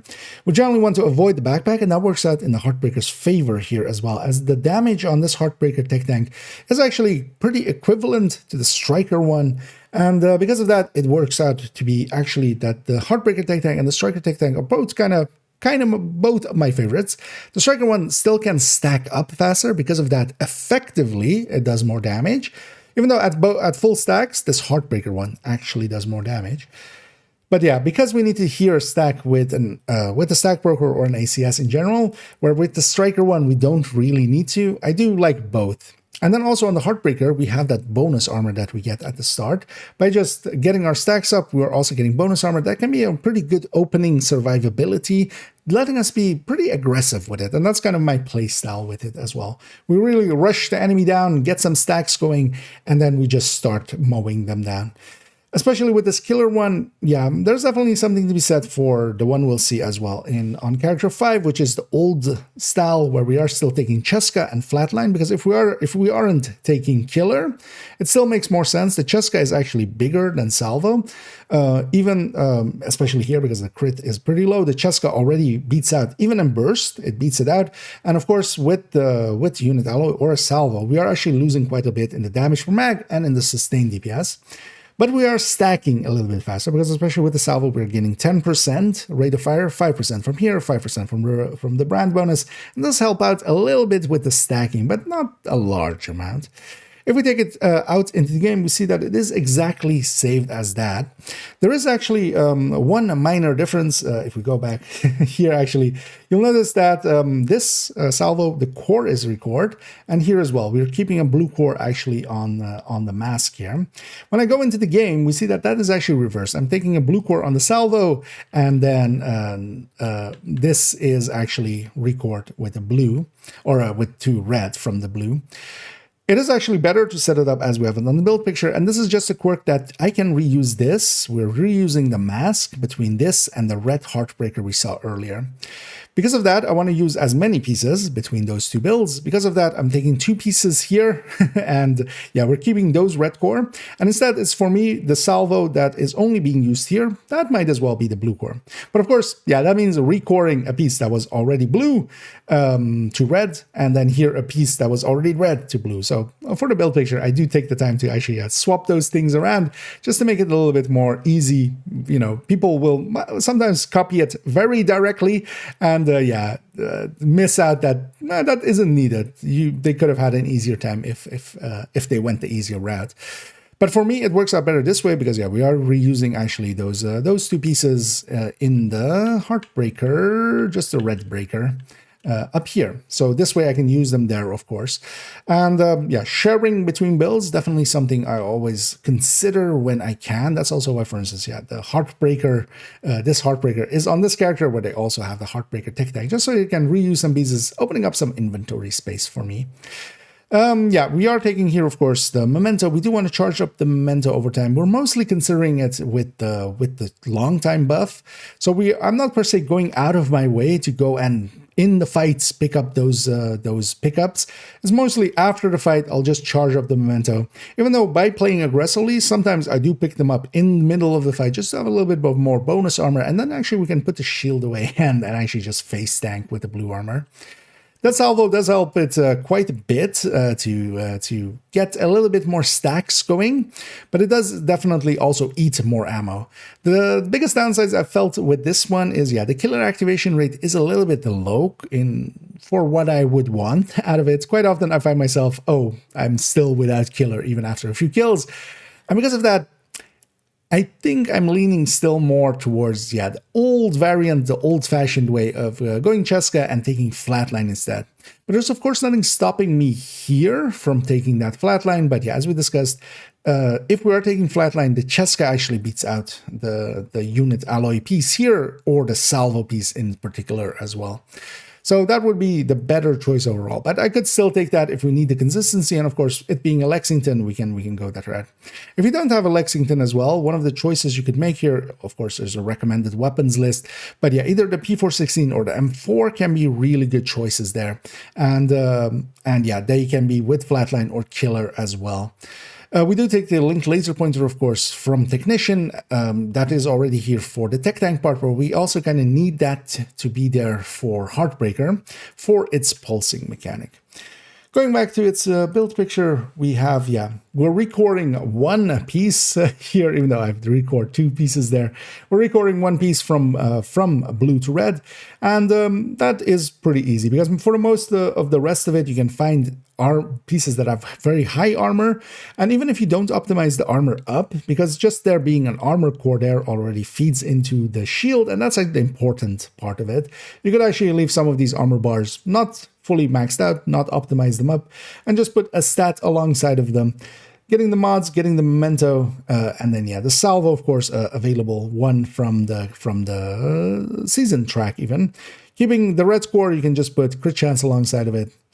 Overall, yeah, Lexington generally available from some of the special events. Of course, the current Krampus event has them in its caches, but quite often now they've put them in the stretch goal, so that will be the consistent way to get it.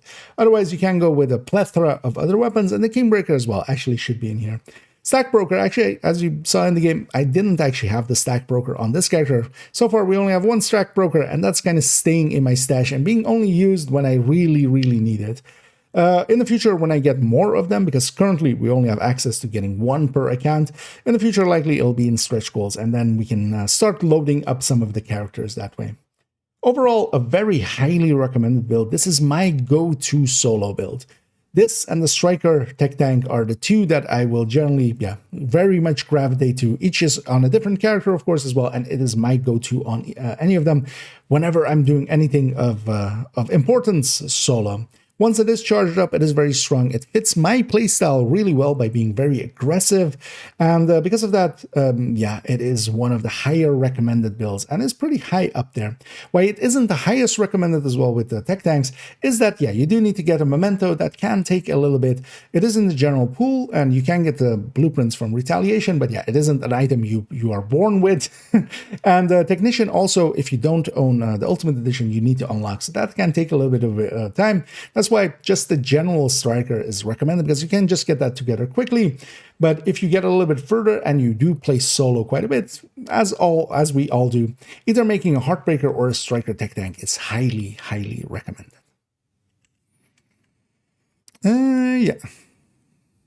15 minutes, 12.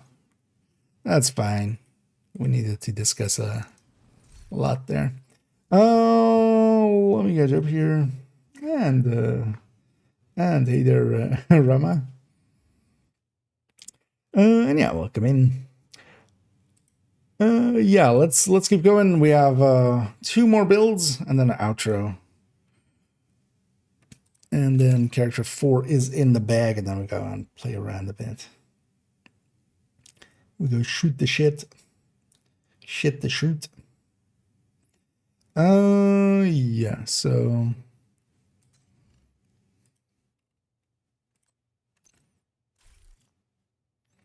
let's do that. That's the build, and then let's pull up this.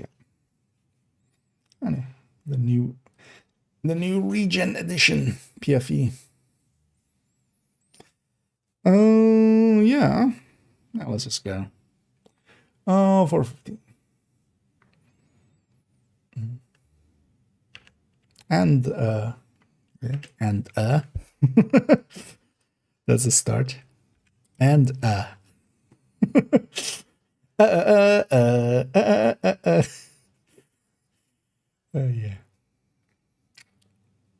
it's the final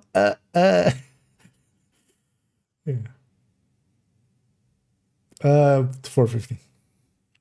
And then on 415 we do have actually a newer addition to the build collection, but a different, not per se, not different. Let's try it again. Losing it that early will just cost me way too much less. Let's get the start going decently well. You know what? I should just take a sip of some caffeine. Just do a 1-up. Sugar and caffeine. Wake up. When'd you put a little makeup? Why'd you leave the kids up on the table?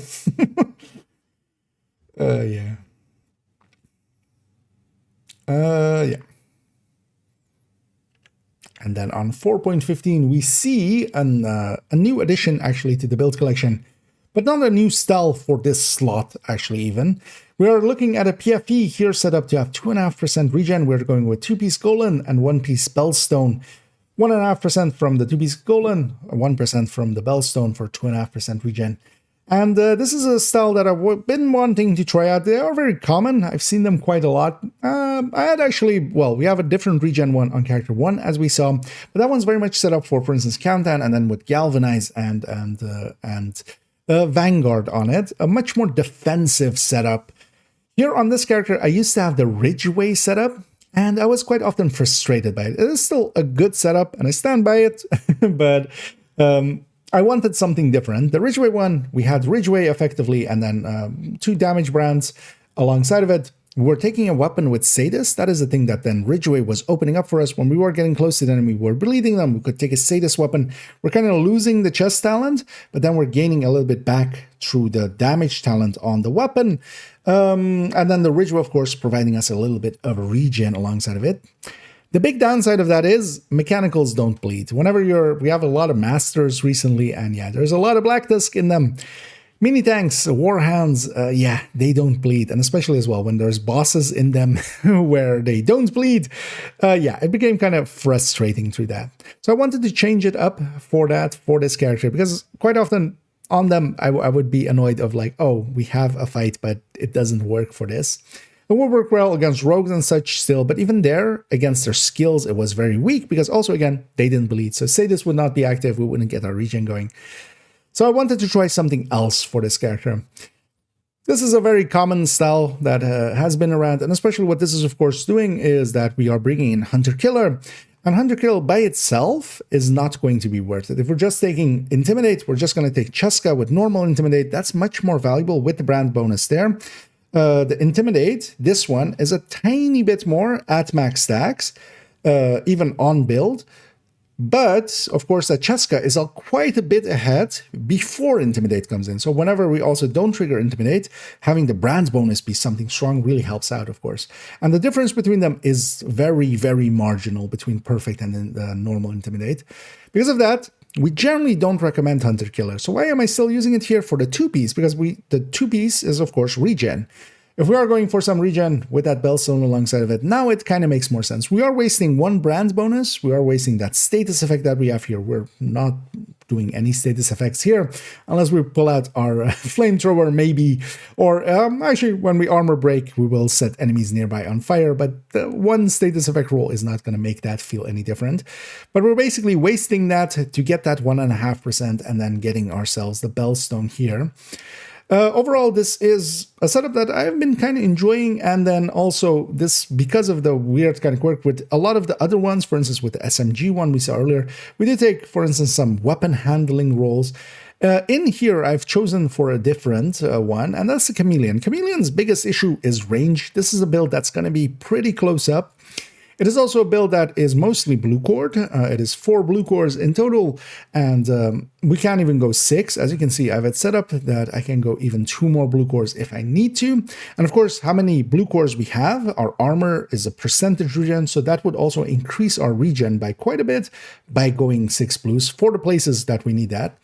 The Chameleon works out well enough. It is kind of slow to get going, but once it is going and we have those bonuses up, especially I go for the legs first just to get that reload bonus in, and then we go for the body to get that weapon damage bonus in. And that head bonus isn't too big here because we are rocking a decent amount of crit. It's nothing special, but it is still there, of course. Those losses of brand bonuses going towards damage definitely make this feel a little bit weaker than some of the other PFEs that I have, but it feels perfectly fine. And we are landing with the Chameleon here on 61 crit chance total. That does mean, though, that the headshot 20 crit chance we're kind of completely foregoing and not considering at all. I'm mostly going for that weapon damage bonus that we have on the body. If we take it out into the game, we see that, it is saved exactly as it is shown there. And this has become, one that I've enjoyed for the places we use PFE. So for instance, in Countdown, especially during extraction, having 1 PFE player like this, especially if they are aggressive and can push into the enemy, that can be pretty strong because they can go kind of into the middle of the enemy in the back, especially with Adrenaline Rush, because it will trigger off of 3 enemies. We get 60% bonus armor. Especially with also the 75% PFE that we have here, that can last us quite a bit. And every 5 seconds, it re-triggers. So every 5 seconds, we have 60% bonus armor to lose in the middle of a pack like that. Really, only if we get hit by the axes of the hunters do we really land in a little bit of trouble. But even them, they will not take us to Healthgate with these 4 cores on challenging, at least. Here as well then, I do have 3 13 PFEs here, and then 3 12 PFEs. These are my other 3 13 PFEs. I have 9 in total, 6 we've seen already on character 3. And the 75 that we have here, because yeah, if we had all 13 BFEs, we could be 78, is enough already for me to, for instance, go with this firewall. This firewall, of course, giving the bonus damage to my allies, any enemy I'm within 10 meters of, every ally, and this is actually one of those quirks as well. Some things, like the bonus to status affected enemies, is just your subgroup. This one is actually allies, and it does also work that way, which is all allies. So, for instance, if I am in the middle of the pack during the extraction, I'm giving 10% to all 7 players alongside of me. And then, of course, we're also taking that for that striker shield for an extra damage here. And here as well, we have even 13% on it because we do have definitely a few blue cores here, giving it a few tiers, and that does up this damage. And this is also per enemy within that core. Overall, this is a decent way of setting this up. That regen does feel good. 2.5% means that every 40 seconds, we get the entirety of our armor bar back. So if we were to lose it all the way in 40 seconds, it would be all the way back up. That isn't fast, but it isn't slow either. We will get our health and armor back. And that means that while we're fighting, we can just keep fighting. And even if we lose a little bit of our armor, we don't have to consider of like, oh, I need to disengage to go into corner to met back up. Or, well, hopefully the healer heals me. No, I'm taking care of myself. And because of that, this does actually work out decently well. And while that chameleon, I still kind of, stand by it a little bit. Scorpio definitely will be an option there as well. And for some of the fights, if I were to take this, for instance, into Recruiter, where it's much more important that the player that is running PvE is kind of disabling the Recruiter, I would choose that. But if I need to do a little bit of damage, and this build can do an okay amount of damage. It isn't, of course, one of the gear sets or a striker or a Coco or tipping scales or anything like that, but it can do enough damage, and that's also important to keep the enemy focused on me. I can, if I'm shooting an enemy, especially once we have the mid buff up on the chameleon, getting that 90% weapon damage. Once I have that up, I can actually keep Unhunter, especially if I'm close to them, because proximity matters a lot for threat and aggro as well. We can keep them focused on me and not shooting my allies, for instance, making it so that also for rogue fights and such, I can kind of run at the rogues, especially in a group setting, and kind of keep them still focused on me by doing enough damage, letting my allies just tear away at them.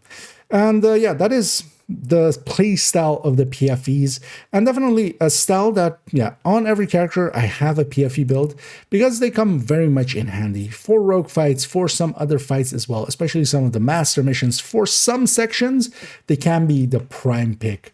This one is not the highest recommended, I would say.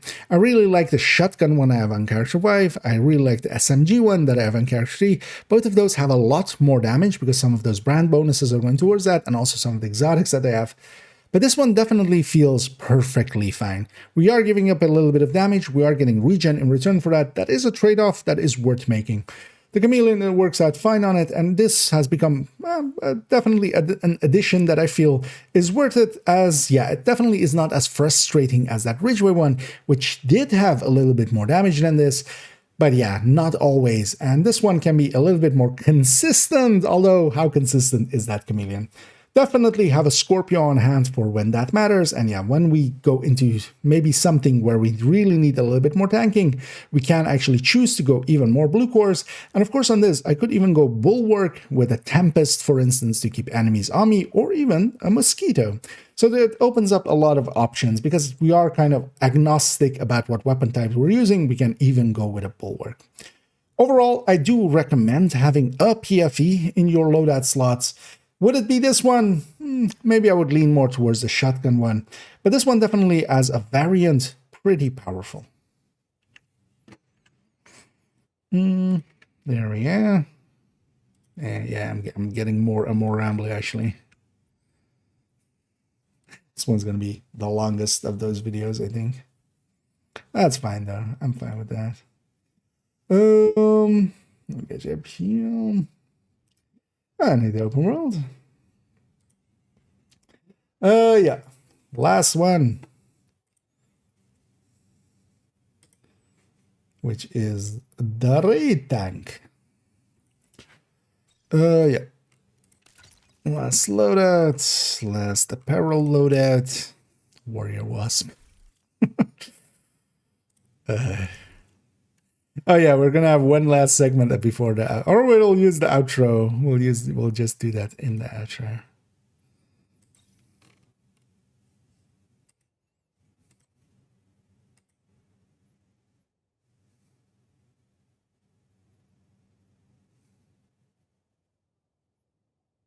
Yeah. Oh, I'm in the void.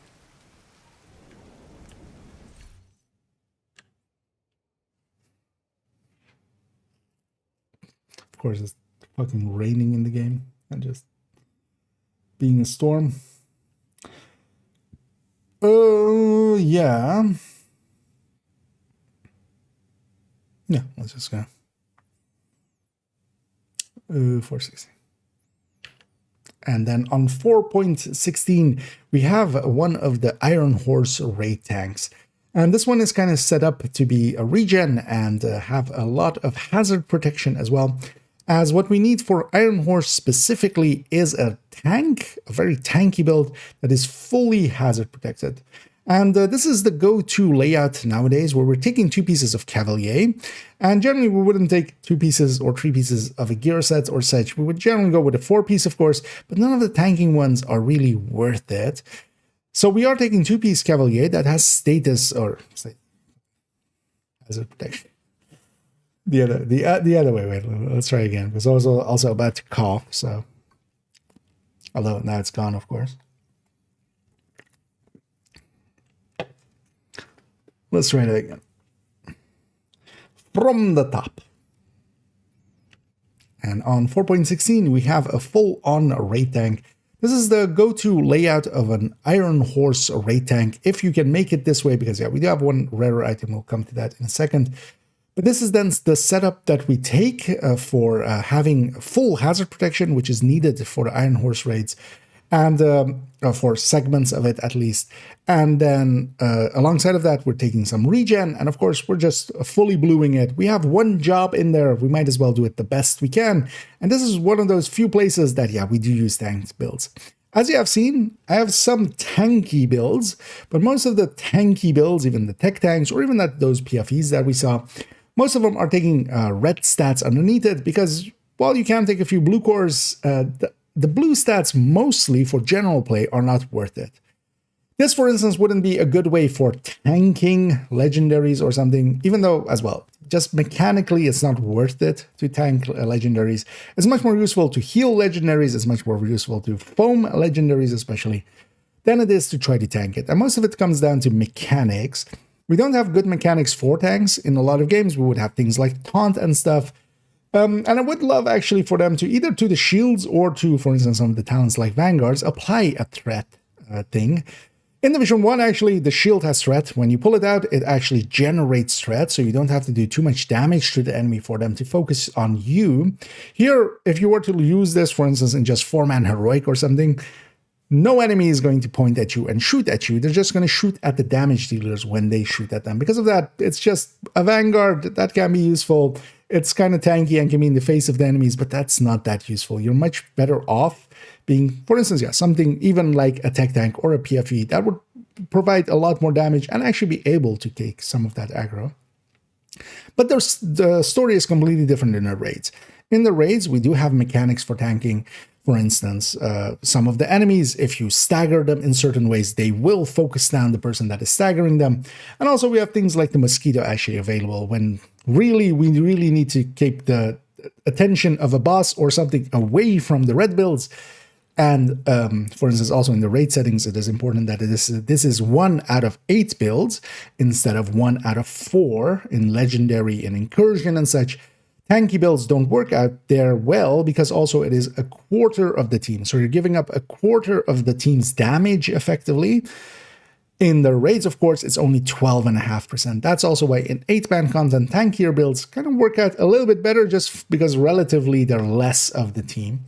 And this, though, is then set up, yeah, with the chill out. And we're taking the chill out here just to have extra protection from elite mods here available. And then also going with 3 pieces of Gila. So we have 2% regen from 3 pieces Gila. Also the armor from that. and then the Bellstone for a third percent. So we have 3% regen on this build itself. We're pairing that actually with some protection from elites. There's even a few armor regen rolls on it, mostly because there isn't that much other things to take. We could take explosive resistance, but that comes into play just in a few places and doesn't make enough of a difference anyway.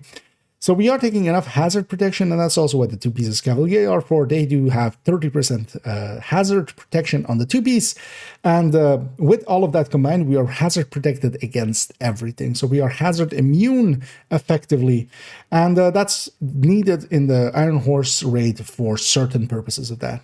Outside of that, you wouldn't per se need to have that, because even if you wanted to have, towards one status effect or something like Disruption, you would be better off, for instance, taking a few mods and such. Here, though, we are taking the Chill Out Mask. When we are taking the Chill Out Mask, we do get those extra protection from Elite from there. We could just forego this being the Chill Out, and then instead of the Chill Out, just have a Gila Mask. You would lose one of the protection from Elites. That does hurt a little bit, and there is actually in the build collection and also in the recommended build list another layout where we are taking it a little bit differently, where we are taking it with an improvised piece to still keep around the same amount of PFE. But yeah, that is a much more annoying setup to get to, because you also need an Imperial Guard for it, which is easy enough if you have the blueprint, but outside of that, not easy enough to get. If we take it out into the game, we see that it is saved exactly as shown there. There's really only one variant to it. We are taking it also with a Bulwark and a Revive Hive. The Revive Hive just to revive ourselves if in case we do go down. The Liberty, because we're pairing it with a Bulwark, the tanking as well is mostly done through a shield. We can't, even this build can't face tank Legendary for longer than like 4 seconds. You will get destroyed. The things that can tank are shields. So for instance, here having a shield that is 17 million, that can tank, because we ourselves are 2.5 combined. And then one thing that can help with that is the Liberty, as long as we are body shotting and then headshotting once in a while. Headshots consume all of these stacks that we can make there, and we repair our shield for that amount. The other tool that has become one of the go-tos for this build is actually the Mosquito. This can keep one enemy kind of forcefully targeting us. This is one of the very few ways that we have to actually make aggro happen consistently, especially for a build that is like this. As we discussed with, for instance, the PFEs and such, aggro mostly works around damage and proximity. Being close to the enemy, if you are closer to the enemy, you don't have to do as much damage as somebody further away from the enemy, but the damage still needs to be there. If a further away enemy, or a further away, ally of yours, enemy to the enemy, if one of your teammates is shooting, let's say, a hunter or something in Countdown, and they are a striker and you are this build, even if you are up in the face of the hunter, you cannot pull it off of that striker if it's doing its full damage. It will do just so much damage that it will fill the threat meter basically so fast that it will aggro onto them. And that's one of the reasons why, again, tank builds outside of certain situations don't get used much. But those certain situations do exist, for instance, Iron Horse, and this is kind of the go-to setup for that. It is very tanky, way too tanky, actually even for Iron Horse, way too tanky, but you have one job, and that job needs to get done, so it might as well be as set up as possible. We're taking it here with Vanguard. One of the things you can take as well in the backpack slot is actually, instead of Adrenaline Rush, taking Protector in several places in Iron Horse. That does work out, but it's minor differences, but just some of the options. You can always, if you are with the team, a reasonably experienced team, you can just ask as well, hey, what talents or what recommendations do you have? Most raid teams will definitely have some setup ideas of their own. This one, though, I do keep in the collection and on this character just for the few times a year that I end up in an Iron Horse raid. Outside of that, I do sometimes use this for some testing, especially the hazard protection of it. And that's honestly as well. The reason it has stayed in a loadout slot is just I do sometimes grab it just if we need to test something tankily. That does work out with this. It is one of the tankier builds that we have. And the 3% regen every 33 seconds, we're filling back up basically at 2 million armor. And that means that we are regenning a decent chunk of our armor every second. As we have around 72k armor regen, and that can be pretty useful. But I wouldn't recommend this outside of if you are planning on doing Iron Horse. It isn't too hard to get together, especially those 2 pieces Cavalier. They do come with blue cores, of course. So yeah, you just find the piece and then just optimize it up, or especially finding a hazard protected piece as well. You can optimize that up, but honestly, you don't need to. The chill out is only available through seasonal things, and yeah, likely in the future, Valentine's will likely be the next event that we get, where the Hoarder will be in a special mode, and then you can try to farm for the chill out. But the chill out isn't per se needed. You can go with other things. You just lose a little bit of that protection from elite. The other pieces are pretty easy to get. The point pen is generally available. Liberty is through its own quest line kind of thing, where you get a piece from Capital first, then there are 3 other missions. You can look it up online. It isn't available through Retaliation because it is one of those exotics that is crafted. Because of that, there is no Retaliation drop. Also, you would need to get one first from that quest chain kind of, where you do Capital, and then there is the 3 missions close to Capital that you kind of do, but it needs to be in a certain order. So just look it up, as I don't remember off the top of my head. But yeah, you do need to basically get a Liberty first, and then more can drop. So you can't just farm for it.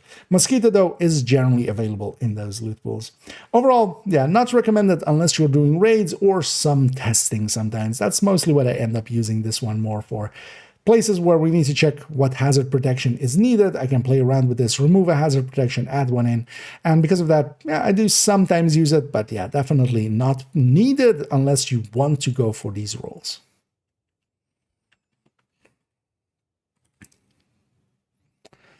I got rambly and long. It's fine. I am dreading this though.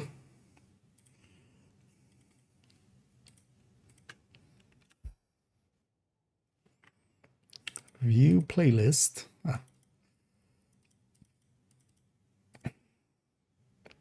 Okay, 230 total. That's a little longer. Yeah, it might be good. Yeah, to take a few days break in between.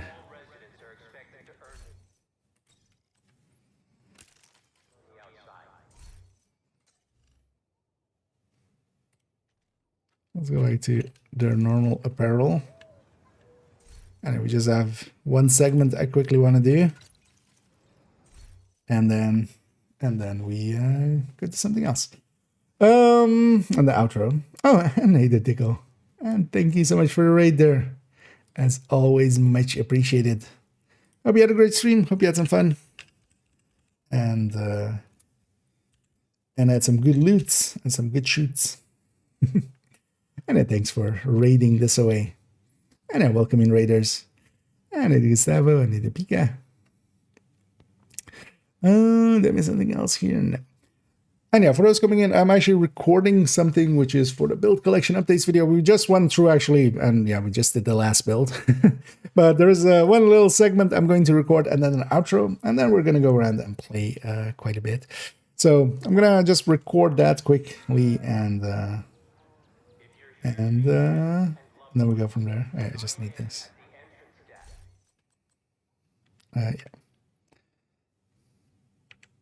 And then one last thing before we actually round it out here. Even though this video is turning pretty long, I just wanted to have an eulogy here because yeah, I used to have a lot of Cheska chest on characters. And especially one of the standout things, of course, that we've seen throughout all of these, at least update-wise, is the Equalizer coming in. The Equalizer is the strong unit alloy piece. In a lot of other builds, yeah, unit alloys doesn't per se always make sense. Especially, for instance, for Striker. For Chest Striker, I still go my Cheska route. But yeah, we still have, for instance, some Cheska chests still in here. But yeah, we are gathered here today to remember the sacrifices that weren't sacrifices because they were Cheska chests. But yeah, they helped us through a lot. And yeah, now as we can see, several of them, there are 4 of them in the stash, all graded to 12. Guess where they came from? All of them with Obliterate. And you still, of course, have some, for instance, with for instance, here being some super unicorns with Obliterate, so we can record them those armor. And of course, yeah, the PvP super unicorn there. I'm not going to keep all of these. They take up, well, even though I've cleaned up my stash, and it is empty enough to keep them. I will likely start getting rid of some of these.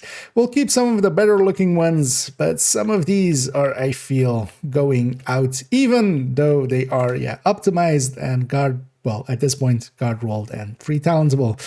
We don't need that many of them anymore. Because especially, 4 obliterate, equalizers, but intimidate and such, and maybe some other talent. Spotter, for instance, also as an option goes into some of those. It is sad to see these go, but yeah, they kept the swarm for a very long time. But the future is now, old man, and these Jessica chests are going to a farm upstate.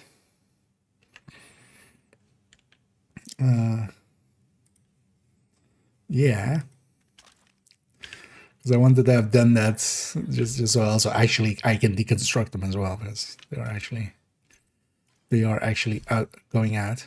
And yeah, an outro. Let's grab. Let's grab a different. Let's just have one of those dancing outros, just simple. And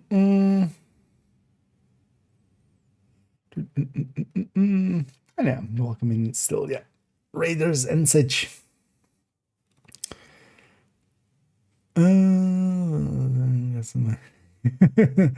Yep. Just when you thought you could get away, we pulled you back in.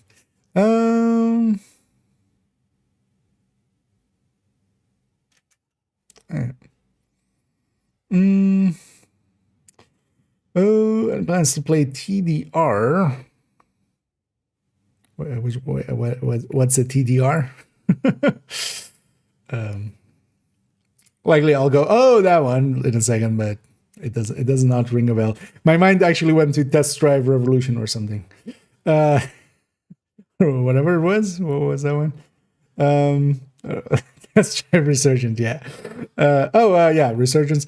I do maybe plan on playing it. From what I've seen, it's division-y enough, but it's not my division. When it comes out, I might play it on an emulator for a bit. Having to do so on a controller would already kind of get me to like not want to for too much. But yeah, I would be interested mostly in just how its systems are set up and stuff. Does that thing have hey, we're planning on releasing around this time kind of thing?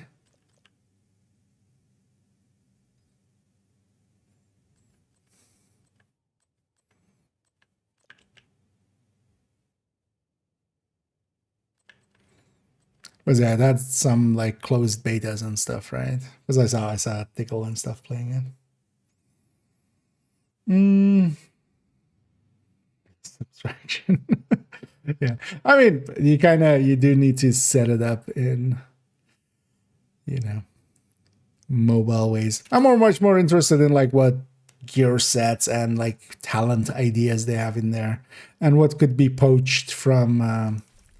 What could be poached from it basically for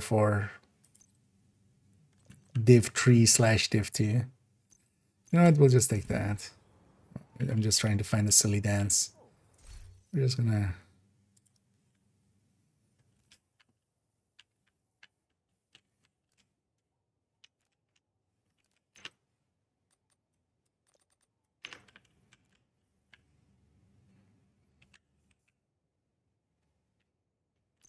We'll just do a little bit of this.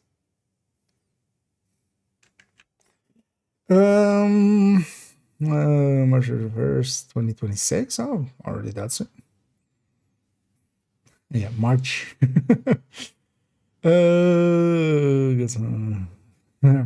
Yeah, I wouldn't likely, even if I try it, migrating, that kind of stuff over is likely not something I'm going to do. It would be interesting to maybe at least set a gear spreadsheet up for it, but I would be up for contributing to it. I wouldn't want to be the lead on it or anything. But I'm sure something like that will pop up. That's already so accepted about like Division 2 that that would happen there as well. Actually, well, that makes sense as well if they're already doing closed betas. Maybe if they do an open beta, I'll jump into it. Through channels, I was kind of offered to like, hey, I could get you a key if you want to, but I was like, not that interested. Yeah, let's record the outro and then we can go and game. Yeah.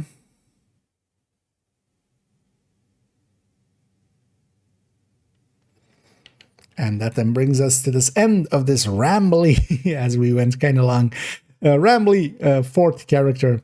Definitely, as we're going through, I'm noticing I'm getting more and more rambly, but I hope it is fine as, yeah, I'm hoping it is informative and enjoyable enough as we go through, and that my rambling is worth at least its time.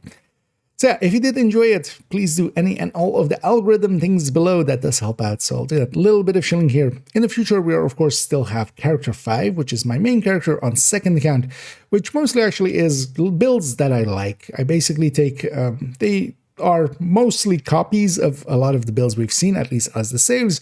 I'm just presenting them differently on the build collection. And because of that, yeah, they kind of have a smorgasbord of builds that I like. And that's actually the reason as well that I have that character and on the build collection as well, just to show some of the variants, but also it's basically a reinforcement of, hey, actually, if it's on character 5, I likely like the build quite a bit. And also, yeah, we're going to go do an retaliation only tips, following up this the modifier only tips we had just before this, of course. And then we are going to go and yeah, likely go back into making some toolbox videos and maybe even things and stuff in the future as we kind of go back to going from in-depth looking into things, going back to just rambling quite a bit, and maybe doing some build showcases and doing some toolbox videos and some only tips on several subjects. So yeah, I hope you join me for those, and as always, have a good night. And just simple outro. Yeah, for those here live, that's just for the video. That's not for the stream, as yeah, we're gonna go for a bit still. Yeah, let me put these away. So what's the kind of ballpark final runtime? 2:34. Oh yeah, that one went a little long. There's door boundary here as well, of course. This is always interesting. This might be an interesting way to show the door boundary as well, actually. This might be a good spot. Because actually the door boundary is not just enemies being able to see through, it's even like the shadow system. So here my shadow is kind of coming in, as you can kind of see. And that's just because we're going through the door boundary, and then actually the shadow system will do this section, basically. So as I come in, it's just like, you know, I'm halfway in there, so only the front end is kind of getting shadowed. The front foot and stuff. This might be a good way actually to show that. I'll remember that. I say, while I'm already forgetting it. Yeah, you know what? Let's go and try to get some more Krampus hard bounties, as I wouldn't mind having some of those. And yeah, let's pull up actually here.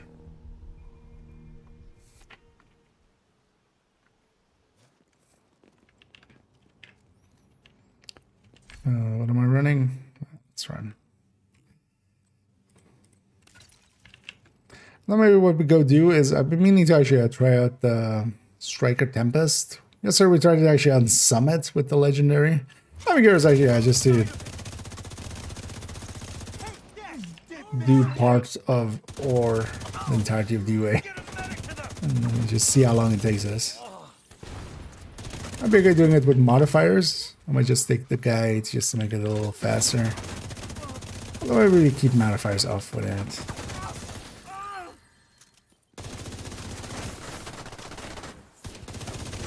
But first let's grab on this character some What is hard Krampus bounties. Take this? Who's taking this? Where who? You aggroed everything else. That's what happened. Okay. Hostile. This guy will also drop a target. That's a might as well. No way! They're sneaking up on me. Shit!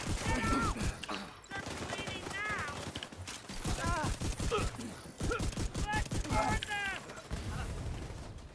Let's not burn me.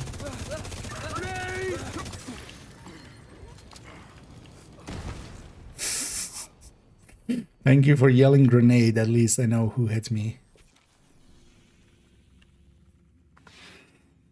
Goddamn asshole. Keeps grenading me. Yeah. If you're getting companions, definitely get companions without grenades. I should totally use that clip in that clip of the guy killing me or downing me. As just don't take grenades on them. Here's why. Oh yeah, let's go to character sheet. Let's first get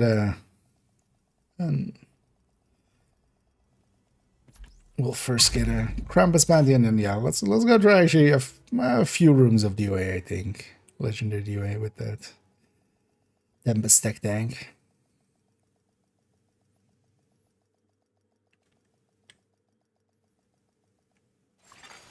Safe area detected.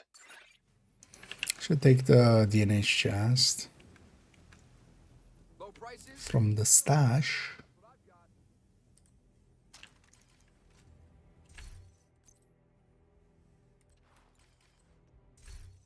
Okay.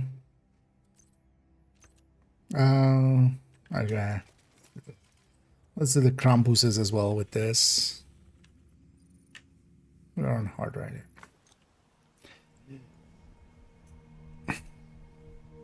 See as well if we go back to character 4 and maybe try some more 511ing. Enemy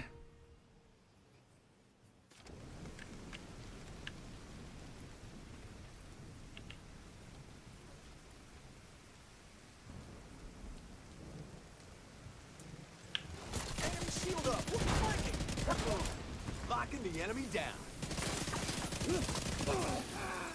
Damn you!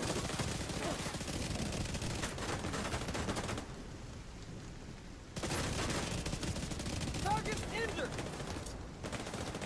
I have no line of sight. Give him angle on this! How funny would it be if we got a 13 BFE? The rarest of the rare. In purple. That'll be the dream.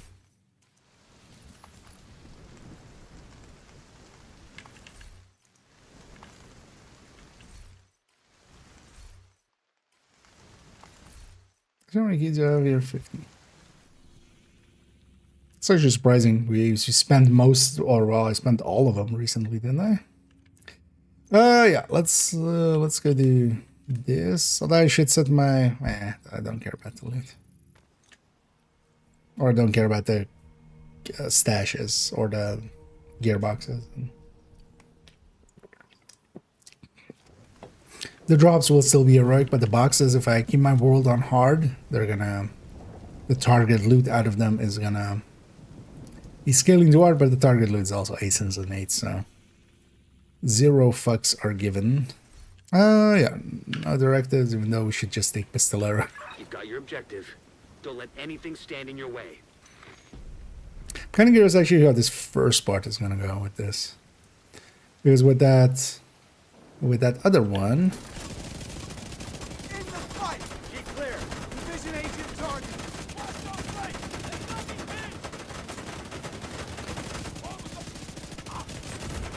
pinned! This will take a little bit longer to get up to damage. No way!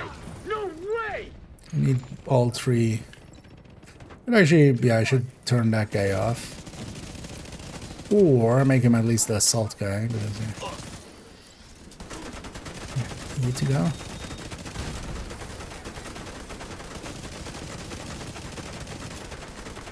Because honestly, with the Tempest and stuff nowadays, you know, you could just slowpoke your way through a legendary like this.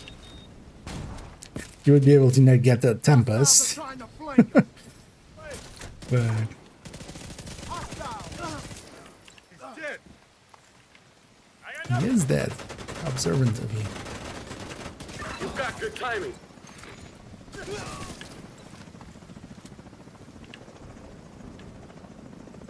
That's also the reason why I don't have too much respect for like legend. It's not per se hard. Solo scaling makes quite a difference on the health and armor on them. Still need to watch out because yeah, they are still dangerous. It is still legendary, but I don't have too much reverence for it. Coming up the flank. Should have stayed in the You fort. don't remember how the bleed stinger from the heavies works against shield?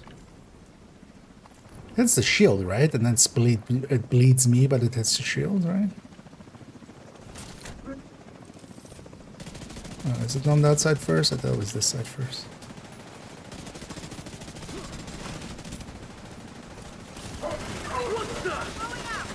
Scoping target.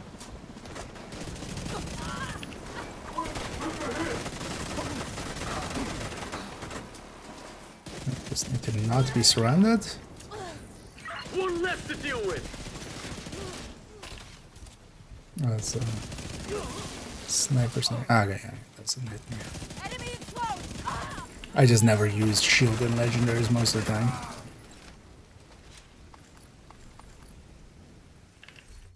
I'm mostly either foaming or I have the pulse because pulse pretty good. Well, once you have the regen going, that should be more than enough. Or I'm running the Striker Tempest, so the Striker Tech Tank, but then yeah, with the Bulwark Shield and then that Tempest. This is what we were running in Legendary Summit yesterday as well, but then with the hit and the directives. Only downside is, yeah, parts like this are gonna suck a little bit, aren't they? I need to work my way down, which means that several healing boxes are gonna go down.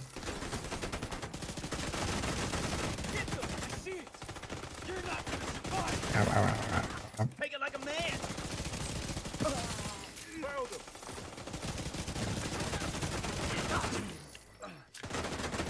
Oh yeah, I need to get that guy the assault, maybe.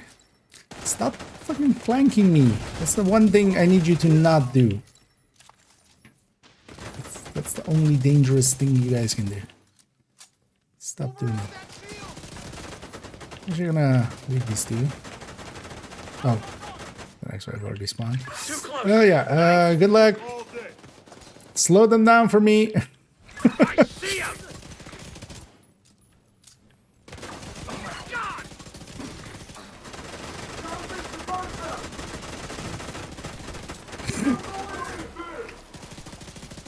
Didn't slow them down much. So you take those bleeds off of them.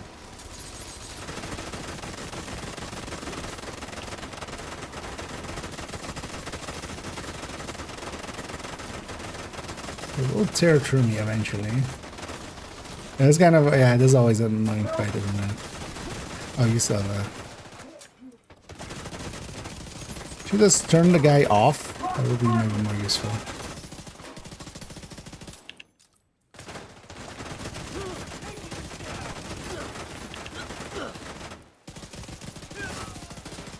And just have the passive bonuses. It was nice though when they changed it so that healing box doesn't continuously heal as much as it used to. So it can just kind of break through. Gotta move. Why are you running? Damn it. You guys are supposed to be legendary enemies. Don't run away. Like a pussy.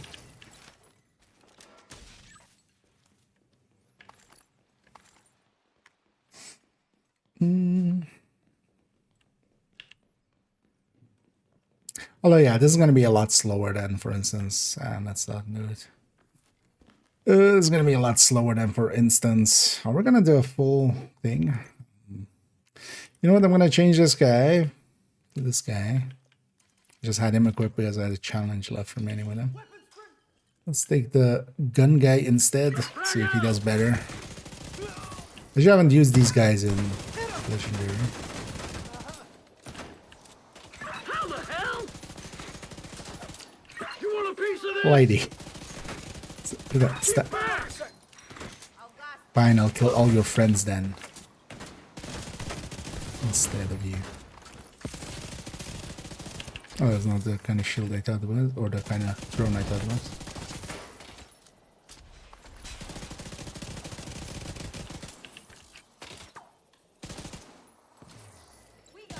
Can you go away? Ow, by the way. I do need to watch out, yeah, just getting shot in the sides and stuff is still dangerous. Try to not go too far forward so we get out of combat here so I get healed for free. Here we go.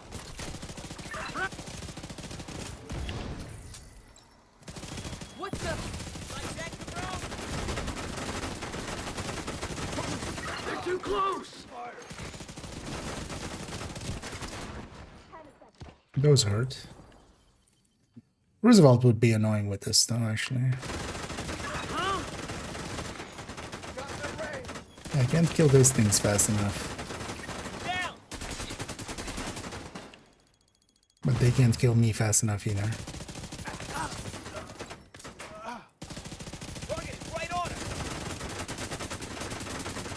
These guys are super tanky. Flying drones Target down. took a hit. Big shield. Cover those flanks. Looking at me. Sniper somewhere? Here. Yeah, Disarmored for shit. can we kill you? You die. Operator is down. Hey, operator down. Loading up. Hold there. I'm coming.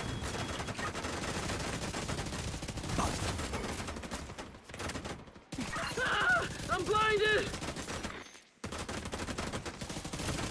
There's no mini tank here, right? What's blinding us there?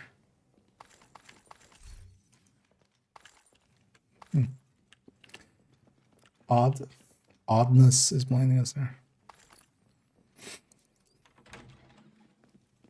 Are we gonna do the entirety of this thing? Don't think we are, right? Maybe we are. I'm curious how long it takes us. But also, I don't want to do it actually. Because it takes a while. That's the downside of this. This is actually up in comparison to, you know, better builds overall. It's slow. Eat this.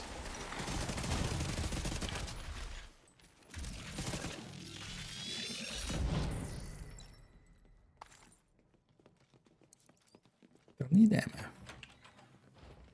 Who needs ammo anyway?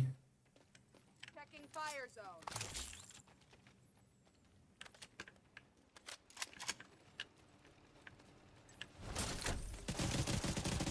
Hostile. Lock. Grenade.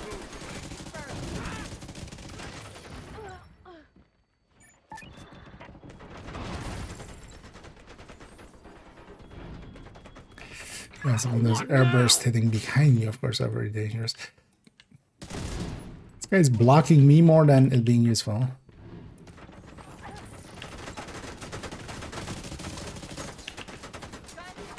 This guy really just wanted to show off. You can die here. Deploying frag. Oh, yes, flashbangs. Take some flashbangs. How the hell?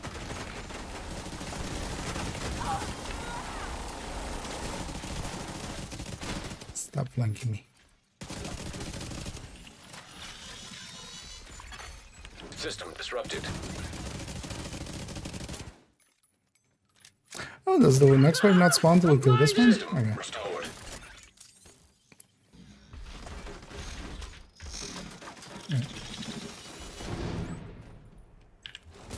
I did spawn on the last down the life.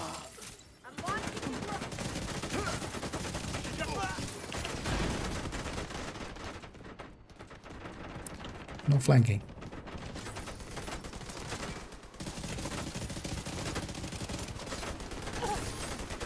Tango down! It's really dangerous. It's rolling.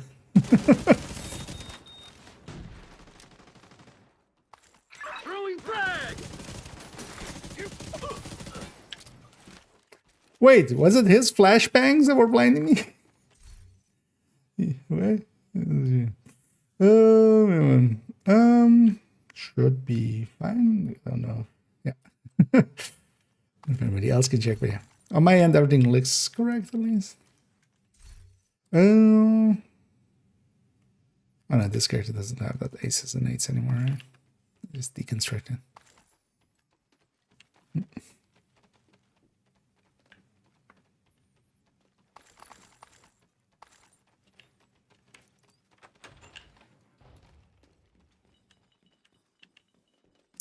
We're gonna go do the whole thing here. It's gonna take actually like a half hour to do that. Let's do it. I kind of want to see what time we get. Eat this! No!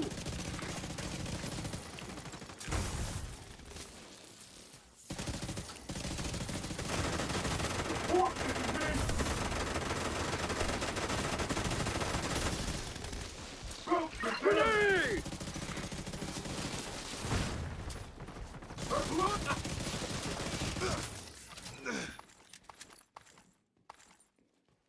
Yeah.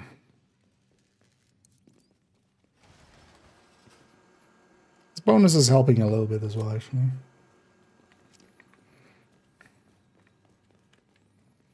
The command link ones.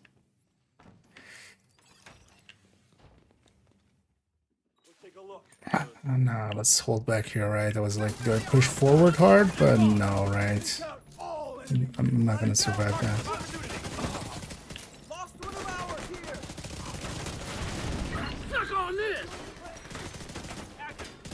I'm up. Taking heavy fire. How the hell?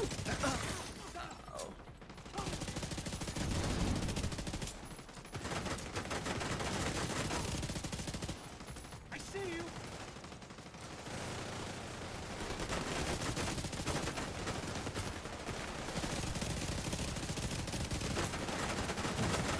Yeah, twirling bugs is always annoying. They've got me flanked as well.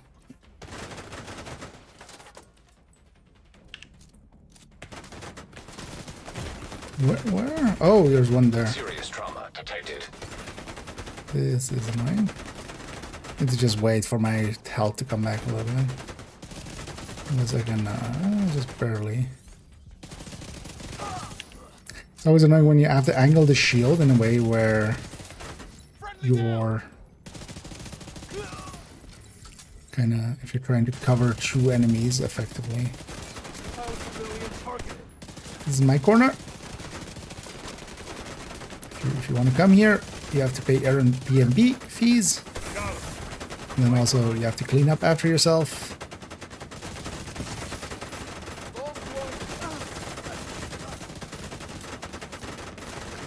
That shield is silly. Yeah, let's get out of here. Come on now. The shield is silly.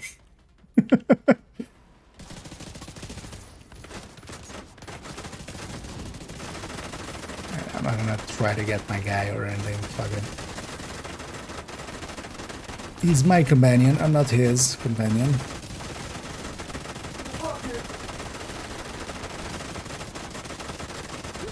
Still don't know why I need a bucket.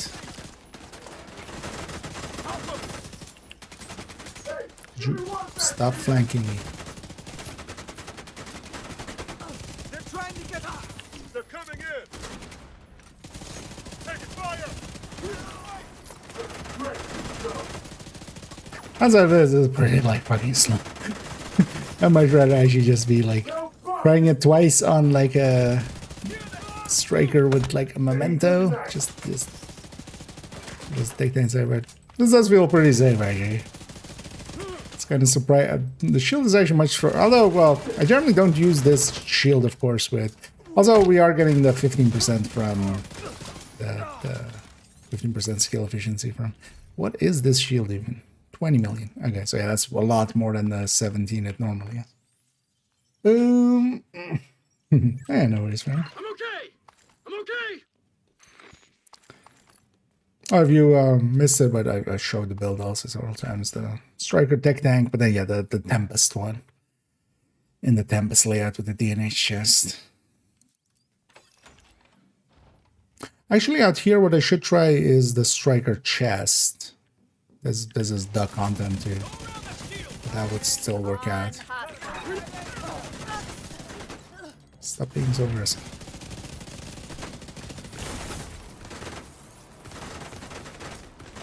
Have we spawn that early? They're too close. I guess a lot of these fights I just barely remember. So I thought I had to kill a lot more before the heavy spawn. And we're a little bit outside of optimal.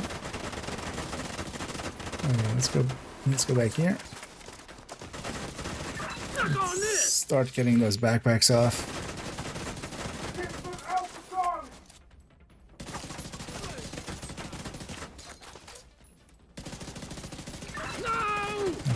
This is our life now. Shooting heavies for the next minute.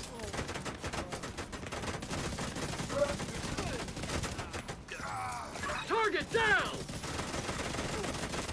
Well, honestly, this might be a decent way for people, especially with a decent modifier or decent global event. I mean, a decent global event already makes solo legendaries very doable.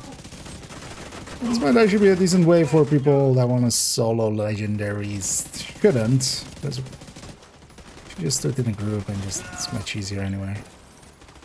If you really want to. But yeah, you need the Tempest, which is honestly harder than most legendaries. Although, well, you can do it on heroic, right? And just grind it. Climax mission. Wait, are you still down? We're out of combat. Supposed to get up when combat's over?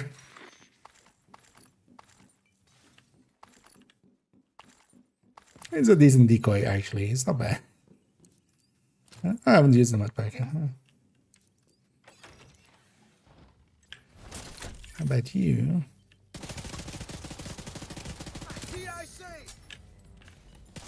Deploying frag. Yeah, do that. Give me 10 D-Tuck. That's honestly what we're using it for, mostly.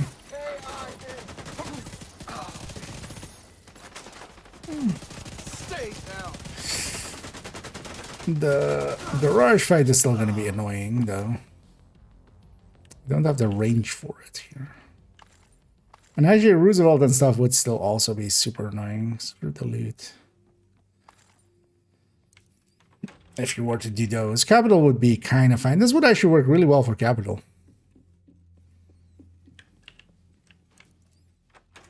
You just need to get that jammer quick, but that's part of that fight anyway.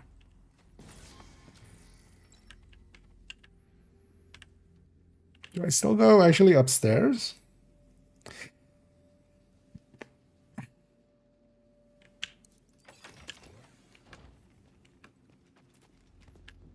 Shooting across doesn't sound like a smart idea. Let's just start here.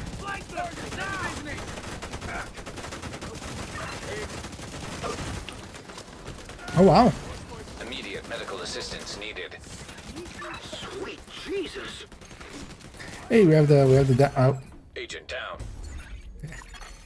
Agent deceased. Wait, does Commander apply to their explosives? Because yeah, he took my shield out in like one hit. Yeah, we'll leave it there. I wanted to kind of see how this thing performs in there. I should have gone to top actually. Stand in your way. But then we'll leave that there.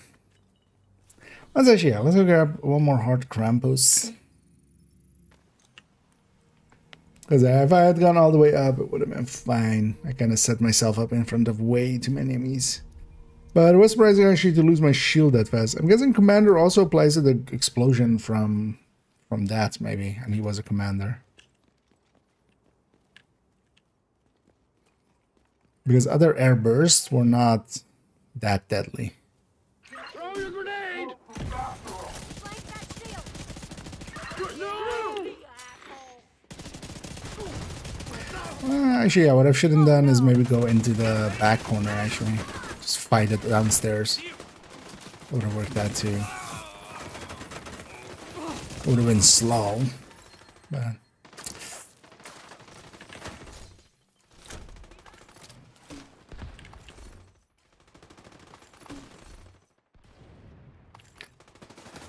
And also, yeah, one of these times I want to turn, yeah, without the modifier on. That are kind of benchmark time. I'll do that. It's been a while since I've soloed legendaries anyway.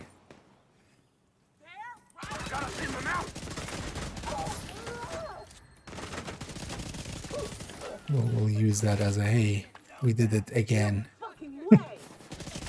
Also, the last times I've soloed legendaries, strongholds at least, has been like when shield peeking was still there, because I just used that. Like everybody else did. That was a much easier thing to do. But yeah, they removed that, and ever since I haven't actually like soloed the legendary since, because I don't think it's also kind of like worth the time unless you want the challenge. Shit, what? Like, it's much easier to do the strongholds, especially in 4-man, so... Doing it solo is just the challenge thing.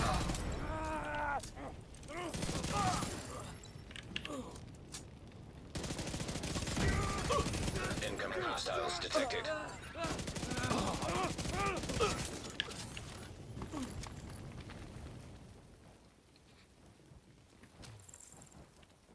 Yeah. Might as well take the resources. As if we are just on hard. My world set on hard as I'm just farming some purple loot. Or, well, trying to get purple Krampus bounties. Or, well, hard for Krampus bounties for purple loot. The bigger thing, yeah. Is she...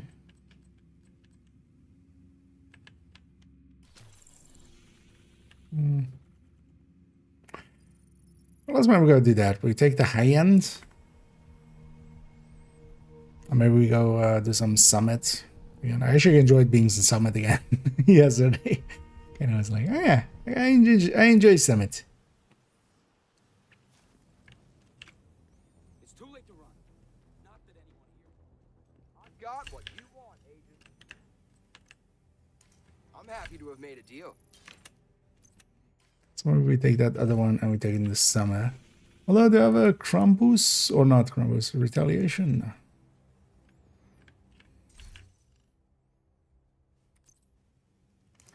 Let's put this chest back.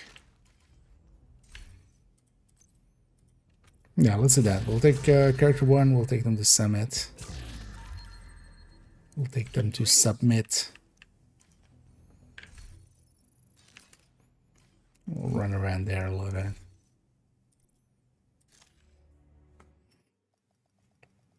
The 15 floors.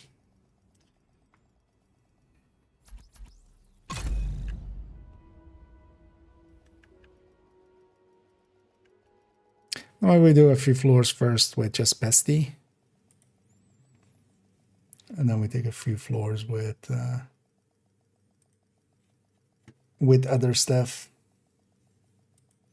Oh, the pistol tank. Entering safe area. Yeah, let's try to get Krampus bounties first though, before we go. Before we turn into Kelso, and that we had to go.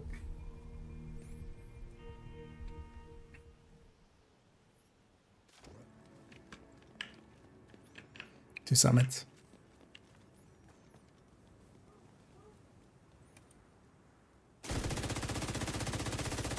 What did we have next week, actually? Take The it. global event, right? Thank God I was wearing this. Thank God I was wearing this. Yeah. Deploying RPG. Sucks to be you. Rusty Dick send the regard. Oh, let's get the name that there as well.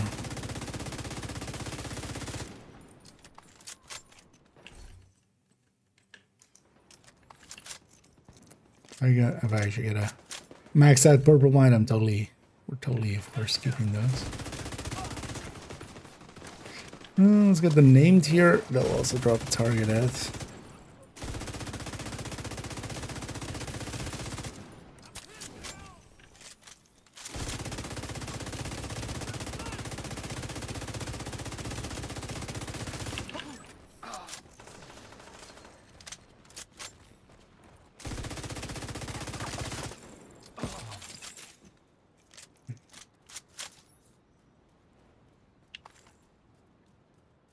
And then maybe while we go to the summit, I take a quick bio. Oh, actually, yeah, let's put our world to heroic, just so we out of the crates we don't get purple loot in there at least. And actually, that can be in the same loading screen as this. Oh yeah, let me take a quick bio break. I'll be right back, and then we go and do a little bit of summit.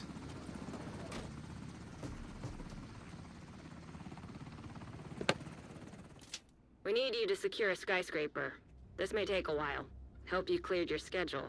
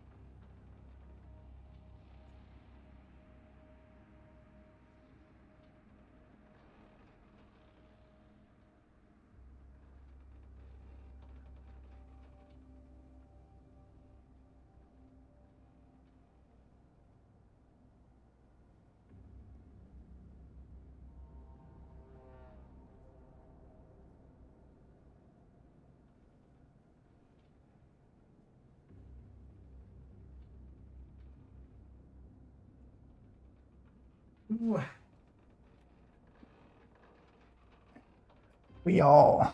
And we still have the directives from yesterday. Let's not have that many. Should go there.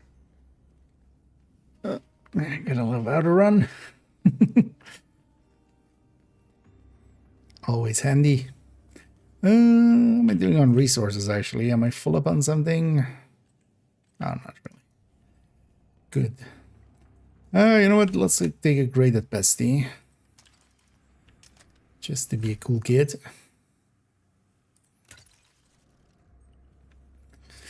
Anyway, let's drop a few of those. Not gonna.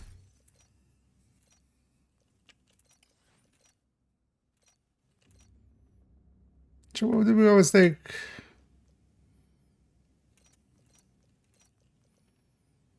This, right? Yeah. Oh no, god damn it. No, hard to earn fragile. Yeah.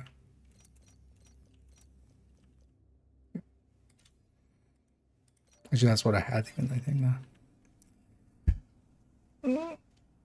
And usually I just take these 4 if I'm not on a build that can take more.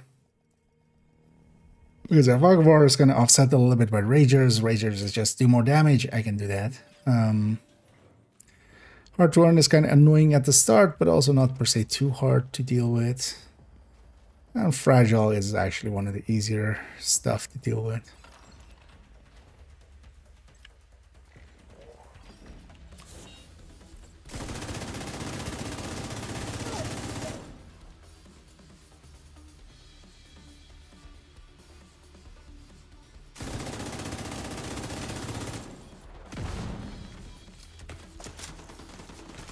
Step aside. Quite literally.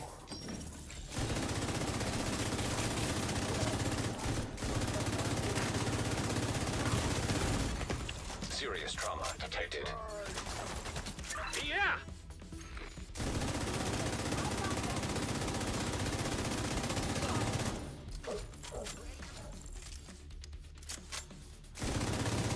They're just gonna go around and murder a bunch of people. It's a nice thing about the bestie. I don't have med pack. Well, there should be. Oh, there. I was gonna say there should be a med pack around where we got the full bar of the special ammo. Detected. Hard turn should have given us one. Can actually use it to just remove the thing. Nearby hostage situation detected. Let's do this.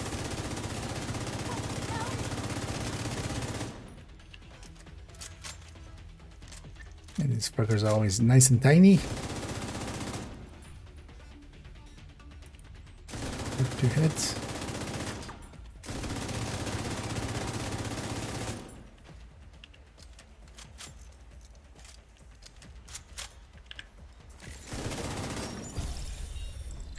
One of the things we definitely need to address with Coco as well whenever we do the build choke is just the difference in that weapon handling.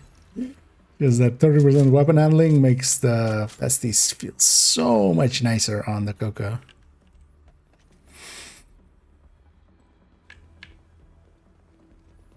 Than this with no weapon handling.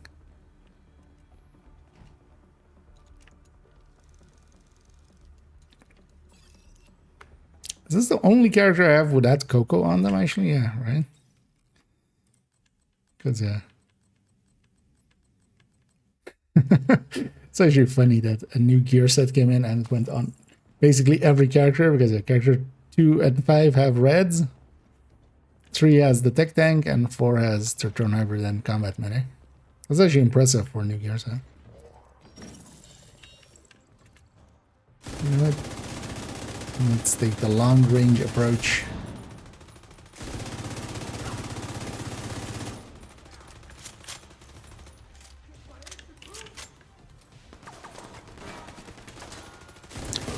I didn't turn on the special ammo directive for a specific reason. I don't want any. Don't go grabbing some now. Yeah, dick. If I wanted flame rounds, I would have given you flame.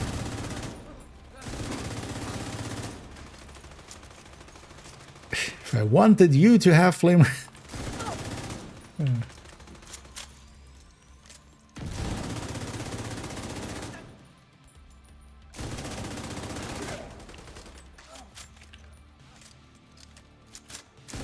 That's the stack died there. The rest wasn't in range. I'm set to unit alloys. Let's not have that. AR still for that AUG. Still also want the KSG. Let's get the AUG first though.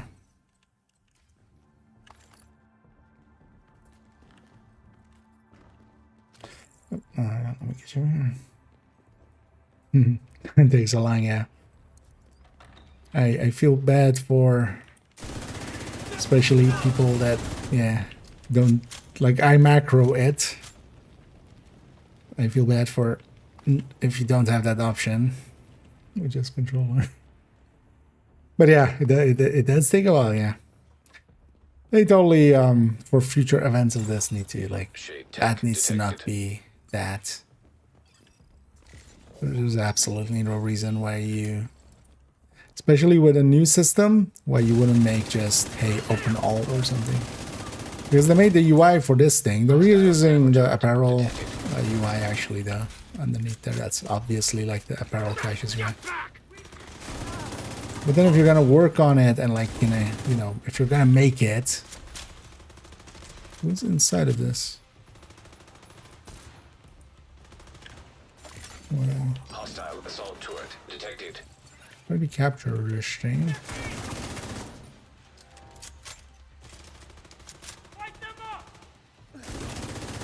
Because he's not in it.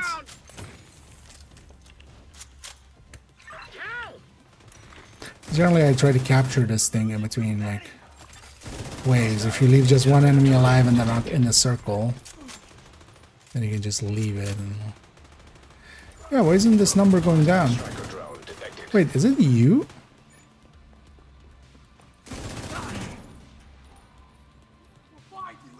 It isn't. Okay.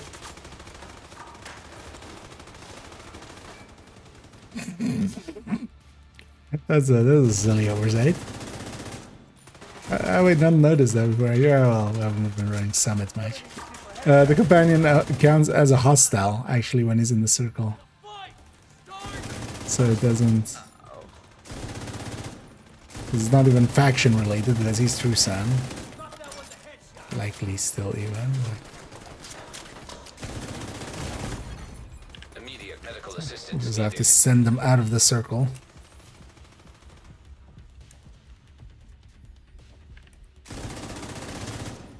That's at least good to know, though. Knowing that, at least we can prevent that in the future.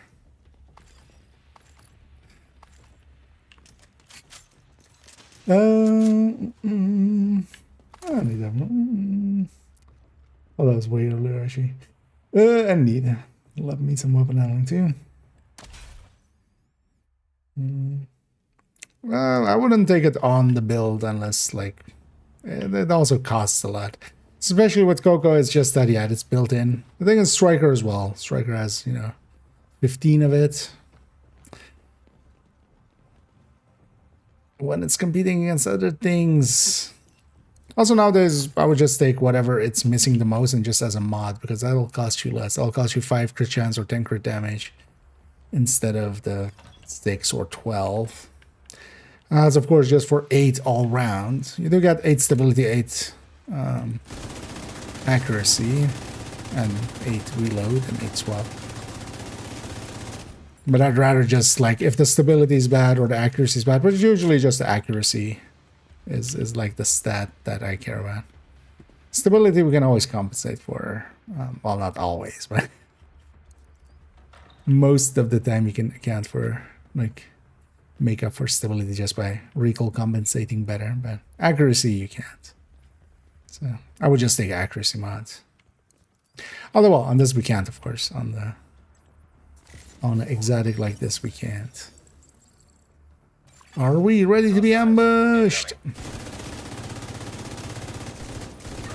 I do feel they should have totally made it like 1 in 100 rooms or something. It's just an empty summit room.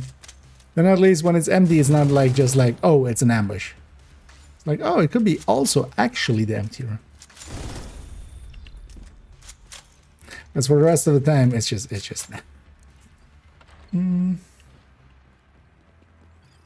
Or the expertise on them. I mean, the expertise doesn't make that, like, that's, I can understand the thinking, but yeah, that's not how that works in the end. Like, the expertise can make up for the lack of damage, but they could also just have more damage. It's more on a strong build, you could, yeah. And as long as you're not doing too important of a things, some comfort is nice. That's don't mind around. No. Oh yeah. With a lot of things, it's kind of fine. But yeah, more damage is also just quicker. Right, like that also still does matter.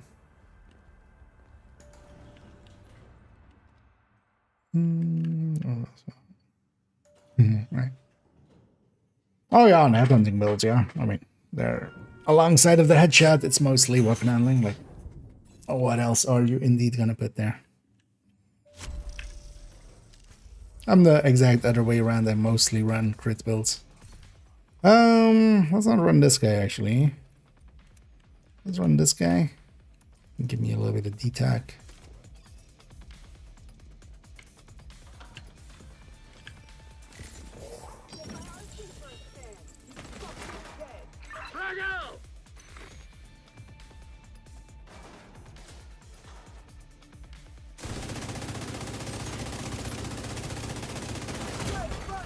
Serious trauma detected. Give me that regen. The tango's in there. But where's the mambo?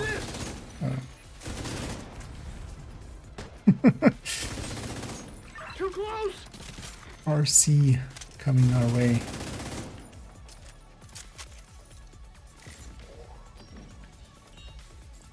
They're in here. I mean, yeah, where else would they be? Of course they're in here. Kill the salmon. Tango down. Polka up. Wait, why are you so vocal? Shut up, dude. Damn it. Did they forget to turn his voice lines? Did they forget to turn his voice lines down in Summit?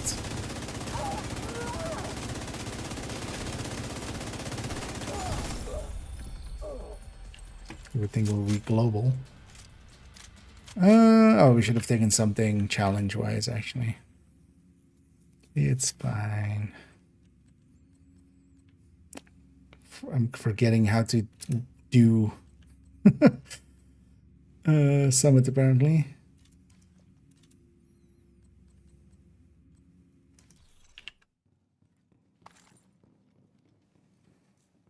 What the hell? Let's actually change our tactics and our directives.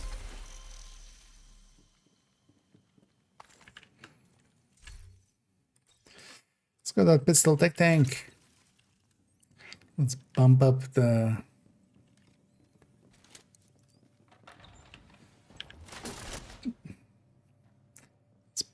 directives and play around.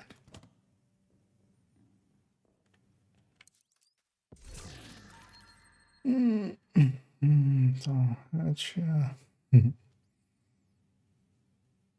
then oh yeah, I mean the good way to force yourself to get some headshots in the.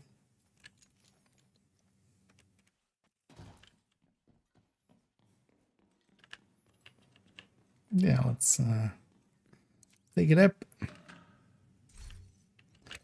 But now we're gonna take that and that and that and that, and just not these two.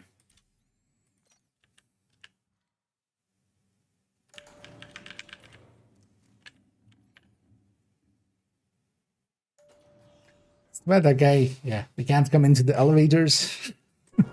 Still always go. We'll always go up solo.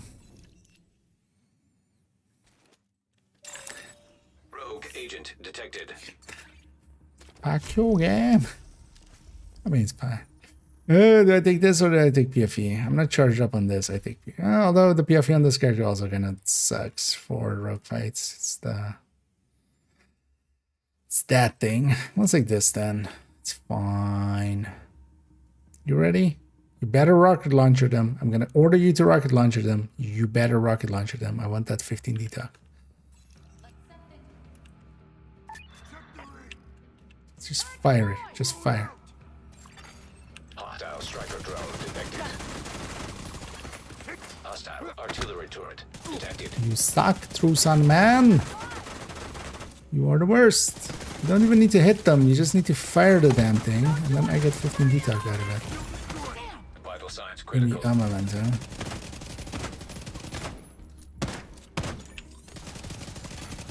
Hostile Mender Seeker mine Yeah, detected. there's a mortar somewhere out there, so that's why I'm hiding behind there. I saw it go that way, so it must be somewhere over there. Was that him firing? Eventually? I was a little late, my dude. Oh, yeah, I did actually. Was that the buff there? Doesn't work. Grenade! This armor looks good. I got you now. It's fine. Rogue agent eliminated.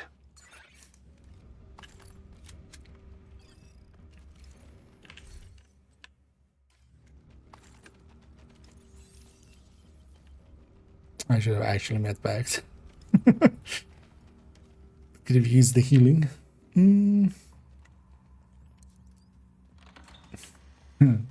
I mean, a lot of stuff, yeah.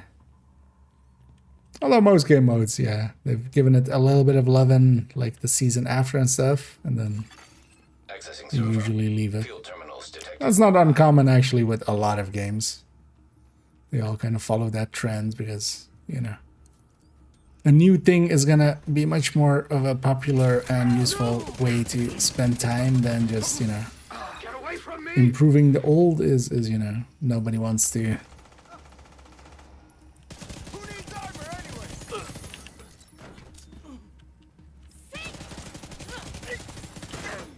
Get him! Well, at least all of the game modes we have are actually pretty enjoyable. That works out at least.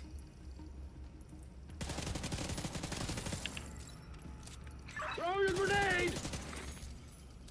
You two need some help. Terminal infiltrated.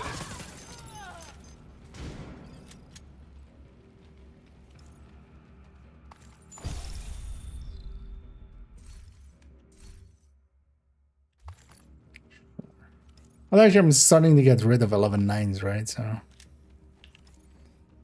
have too many 12s. Or more than enough 12s. It's always funny that people see this box and instantly shoot it. This door, like there's no need. There's nothing. We always used to joke, actually, that if you shoot that thing, that's 7 floors of bad luck. So whenever somebody shot that, we just admonish them for 7 floors of bad rolls and bad activities and stuff. Like we would, if we got a SHD cache, it's just like, see, that's why you don't shoot that. EMP jammer detected nearby. Hello, EMP jammer. System malfunctioning. I will gladly destroy the EMP jammer. System reactivated. It's our time now. Eat this. Firing. Great. Sure. Grenade! Crashing grenade. Okay. Damn! You see that shot? Serious trauma detected. Ooh, I'm running the Intimidate.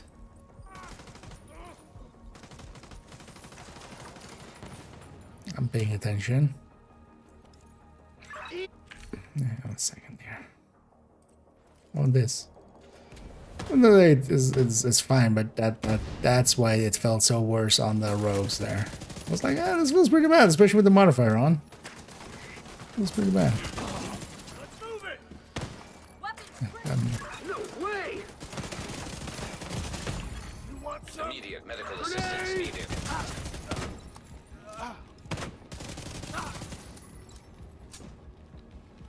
Intimidate is fine, but then I have to play it differently. I need to get very close consistently Get and away stuff. from me!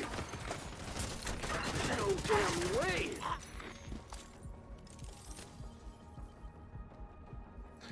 That's not how I'm currently playing it.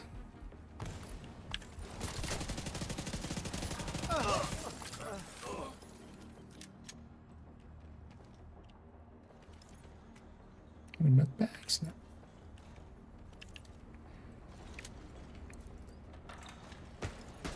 Oh.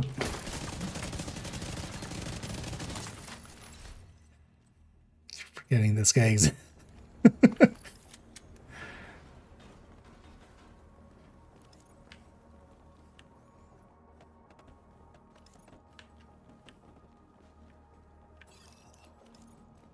Why exactly am I doing this?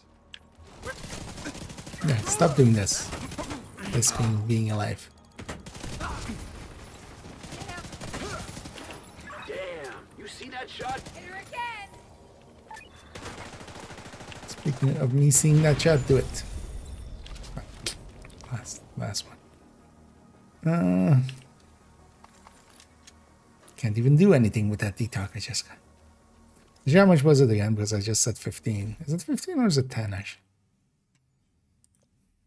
15.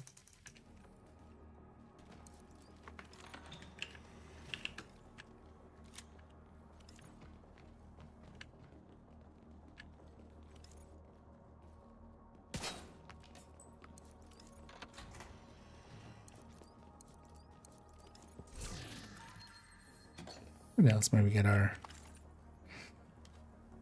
Let's maybe get our... Oh, we'll get our summit cache, of course. Let's go for that project. So what we do after? I might actually not make it too late this evening. Streamed a lot these last few days. More definitely, yeah, I'm just gonna jump on in the evening. Grenade!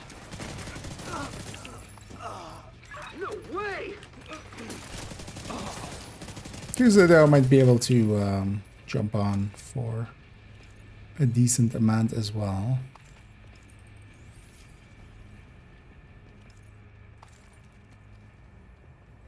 Or we're gonna kind of go back to just mostly evenings.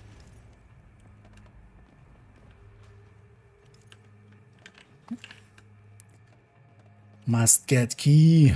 Do I still have Crate Crazy? No. I was gonna say if I still have Crate Crazy by floor 23. Something's gone Total wrong. hostile control.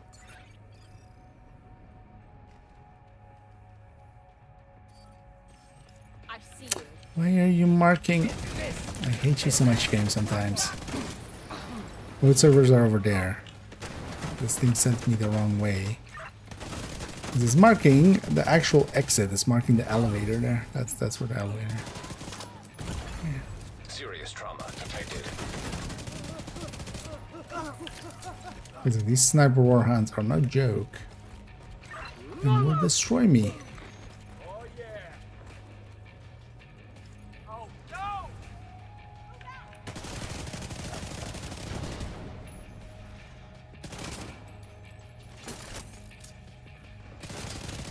I was about to say, like, I don't think there's a server on that side of this room. Nailed the bastard. I still trusted the game. And it betrayed that trust. Traitor. One rogue on. A nearby video game has gone.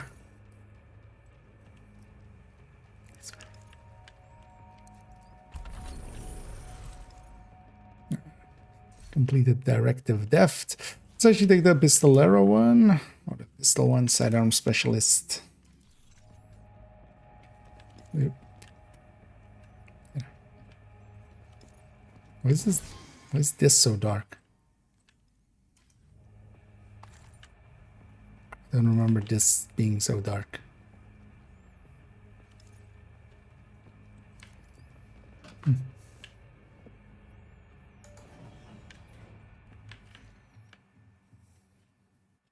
And we'll leave this guy behind. We'll get a new one on the next floor.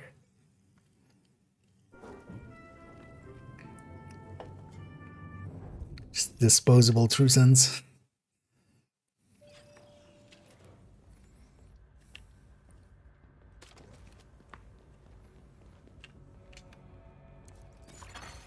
Nearby hostage situation detected. Grenade!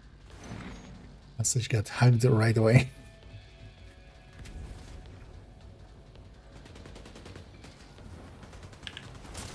Stop shooting my hostage. It's my hostage. Only I get to shoot him. Or her. Or it. I get that one.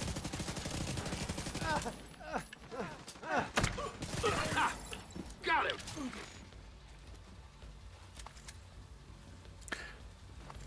On the original summit. Oh, we have commander. Oh yeah, they often also have the, like, if sometimes they have golden bullet and stuff like that, or guardians, or like polarities. They have polarities. But yeah, this one has commander actually. I haven't seen it on a friendly. I was just seeing that. I was like, oh, there's got to be an enemy over there. But no, it's just an ally with commander. I mean, they are a VIP, so yeah, they're a VIP commander.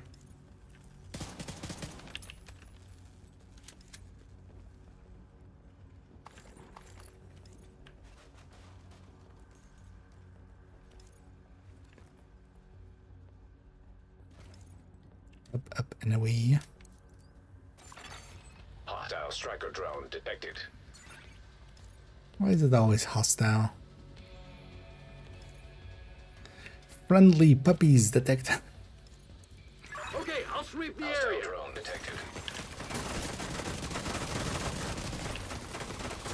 Petable cats detected.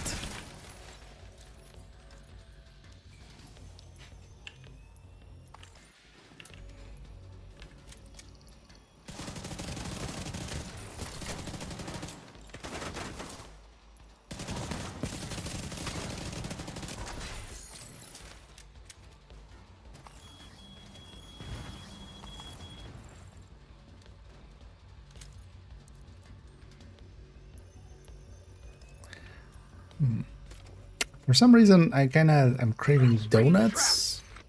Throwing grenade! I'm not even going to kill you, drones. You're just gonna die Terminal to infiltrated. sadness. Yeah. I just got sad.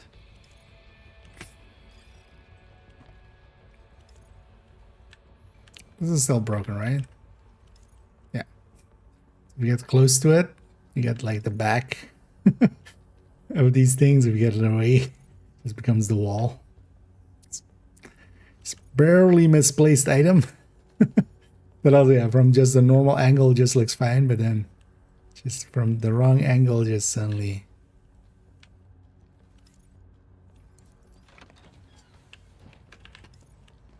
But also, who pays attention to those kind of things? What kind of an asshole would go around paying attention to those kind of things?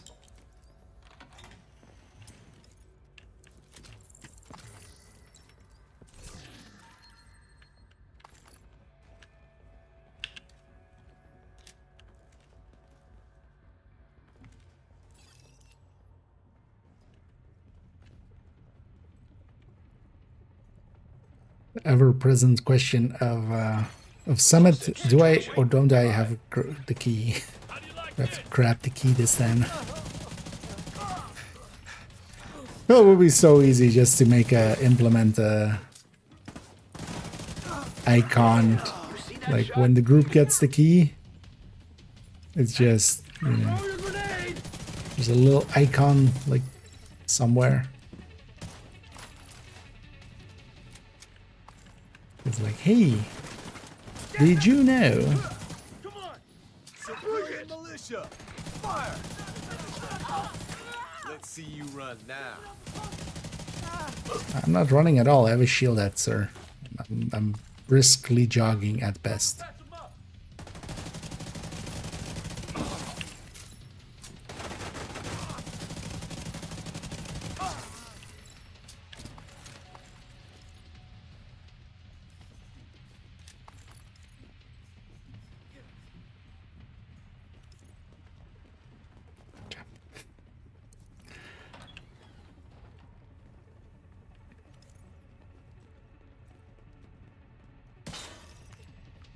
I was gonna say I should grab a suppressed weapon. Just not aggro the next room, but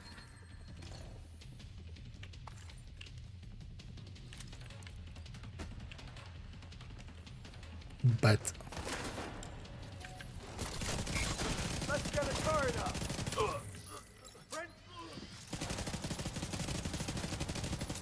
My armor shot to hell.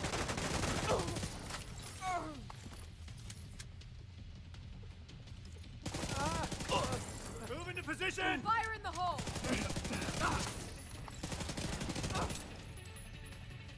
Stay back. I do like being aggressive with these style of builds always. Makes for a fun playstyle. Hit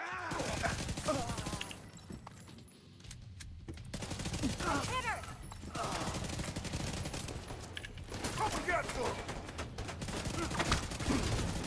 We'll mostly we hunker down if we need to. And not before.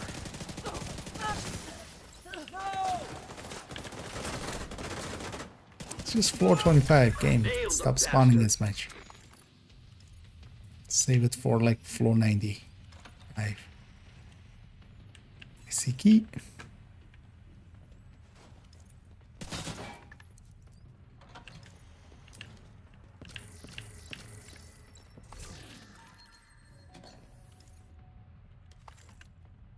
How many floors have we done so far? Projects. Okay, we've done 9.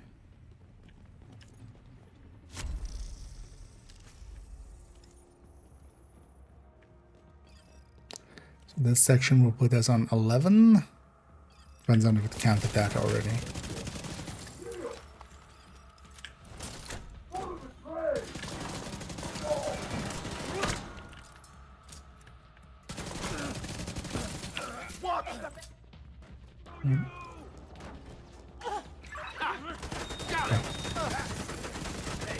Forgot that that door is actually active.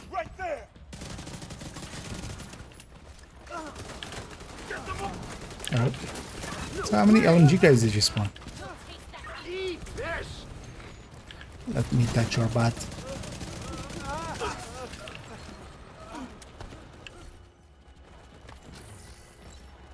Alright, this room is always kind of fucked up because when we kill this guy, if we get another wave at least, kill this guy. Suddenly, just out in the open, another guy spawns in. The spawns are kind of broken here, so there's one spawn here that is just this spot. Might get another one. No.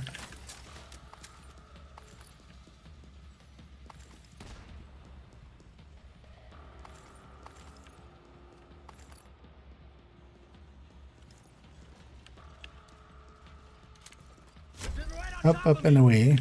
Oh, another one.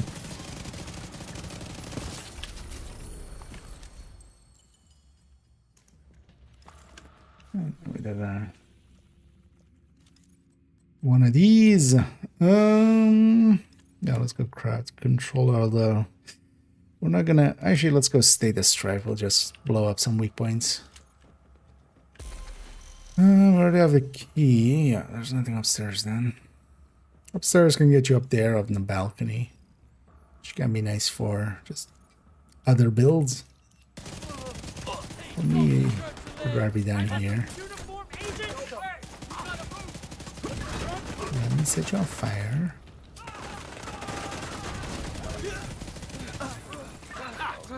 Got him!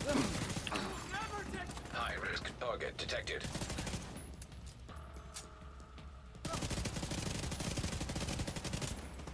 The just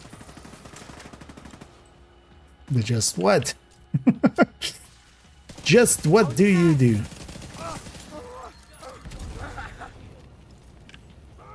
Apparently it set me on fire.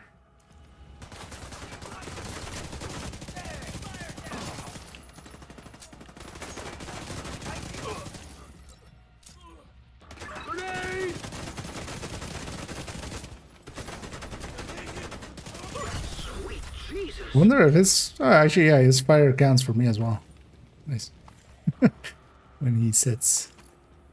When he set that outcast on fire, it counted. That works out. So the undercantaloupe buffer... You're one in a million. Well, syntax-wise, that doesn't work, Funky. Because they're not in a melon, they are... Right. Whatever, welcome in, Punk. Alright, just change the that's without my knowledge. That sounds impressive. You mean just BitLocker or something? Was all of that you need to turn on? Unless it's like a pre-built or something that might have it on.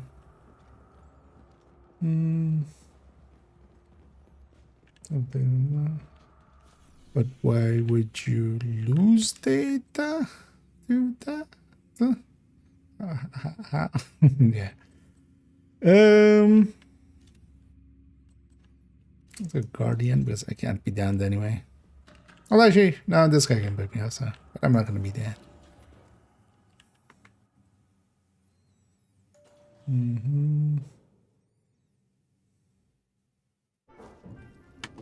No way to do it. But you could just decrypt the files in, or, you know, decrypt hard drives in your Windows install then, right? Unless you already got rid of that. But then that's... Honestly, I would put that more on pepcac at that point. Terminal and hostile control. Not on Windows, but Windows will. But that's not a decryption. That's just NTFS, like the unless it's BitLocker. But the other one, like if it's just NTFS, kind of like just the same thing that uses in Windows as well when you like go to a different system and stuff with the hard disk of the user privileges system kind of thing.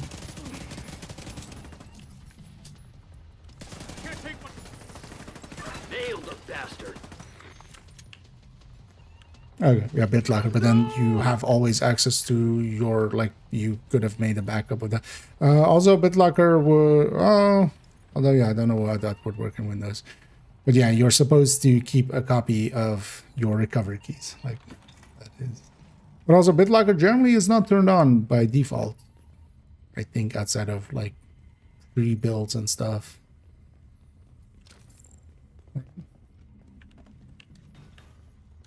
Those might have it turned on, or but yeah, you're supposed to keep the recovery keys for it.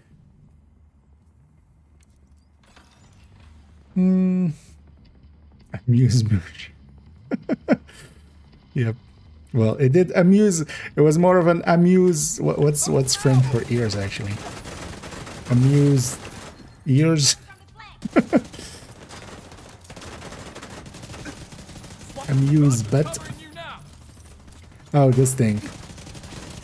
This thing sucks when you have this healing one. This heals so much. At least this is one of those places where there's two of them, right? Yeah, so you kind of have to push the enemies out because I literally can't even kill a red while he's in here.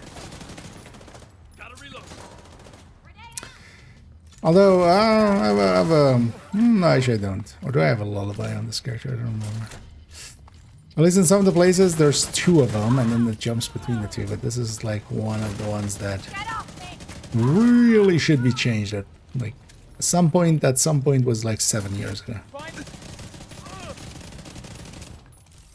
Because they can kind of push enemies out of it, and then you can kill them. But while they're in there, actually no, it doesn't have two spots. So.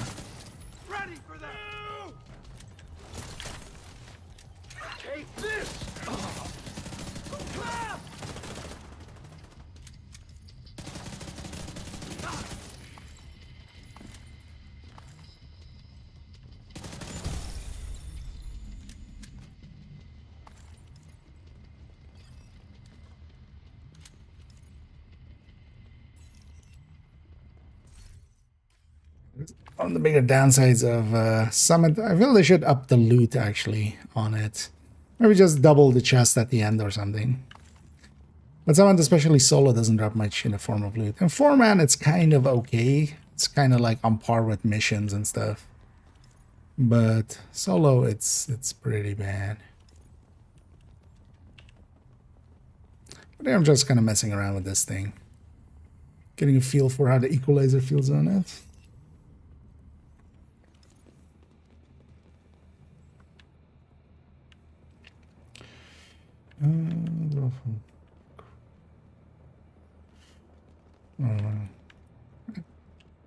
Oh yeah, this thing.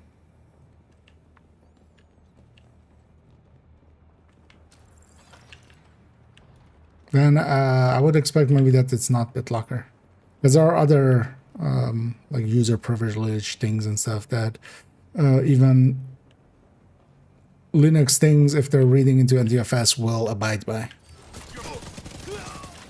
depending on distro and stuff, but most of them abide by it.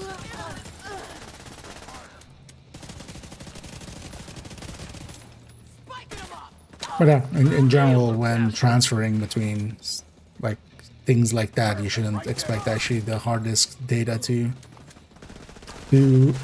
come on over. You will just, you know, common practices is to back up that data. Because also, yeah, any, you know, 2 is 1 and 1 is none is the classic saying.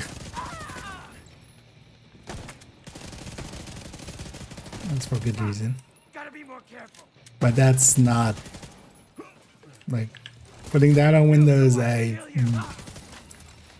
Yeah, not a fan.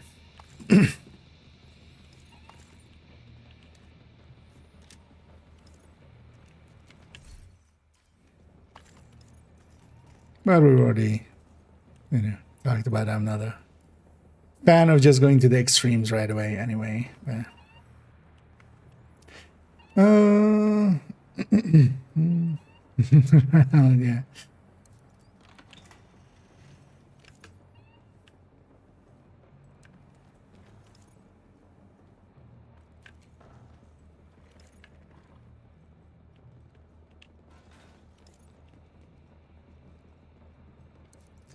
Yeah, let's keep pushing through this. Tech detected.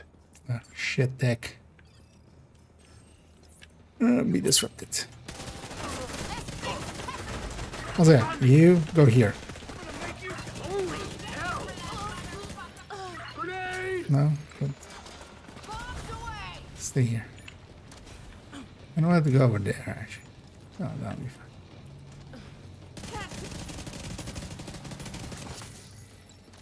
I need him to not be in the circle effectively. He counts as an enemy. That seems like a oversight. Really. Ow. So the laser.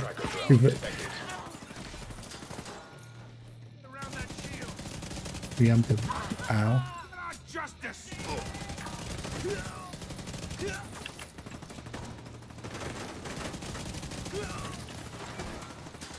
Got you down, motherfucker.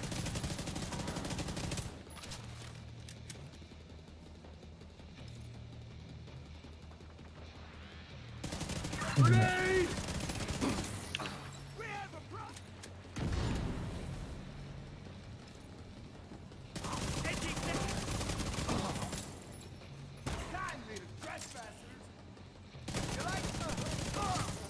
We're kind of in the middle of two sides. They can spawn. Getting flanked is the only danger here.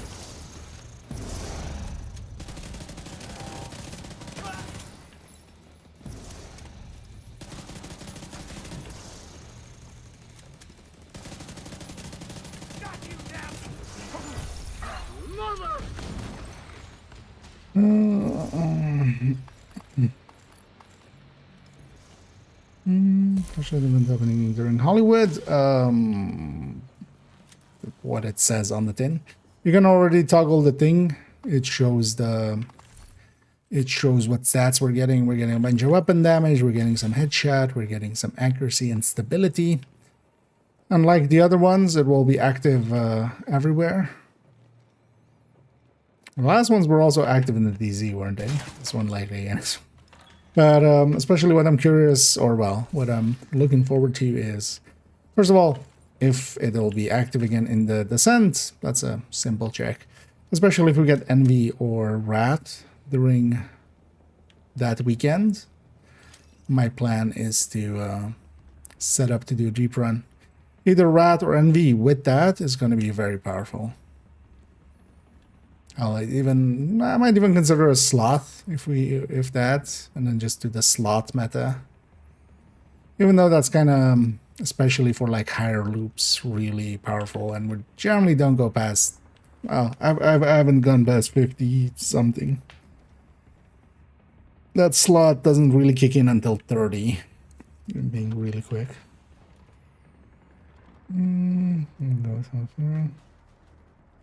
No, but also, it's just 4 days. Detected. At worst, it's over Hostile after a striker little bit. drone detected. So.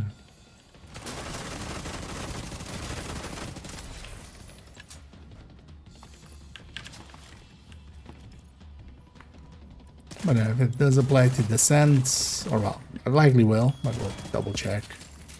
I don't want to outright say it will again because, just because it did last time doesn't mean this time they didn't change it. Whatever, it applies there, and we get Envy or... I know, we'll have 2 rotations. It's likely 4 days. I think even there was a thing they put out, right? And it had like it said specifically it was 4 days as well. So when we get that, it's 2 rotations on there.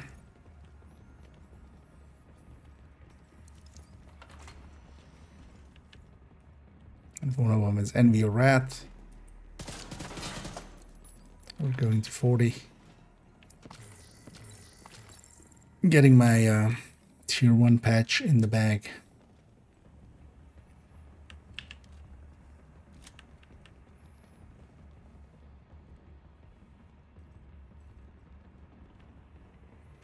Does this have a suppressor? It does.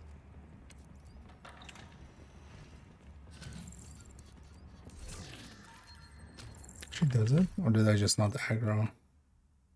Oh no, that's not a suppressor. Because if you shoot that lock with just, for instance, oh, it's going to be ambush again. Oh, it's more something that spawns later. Because normally, if you shoot there, you will aggro this room already. Except, for instance, yeah, this one spawns in actually when you open the door. Or if it's ambush, same. But if it was just clear the hostiles, it would have aggroed them already. Terminal destroyed.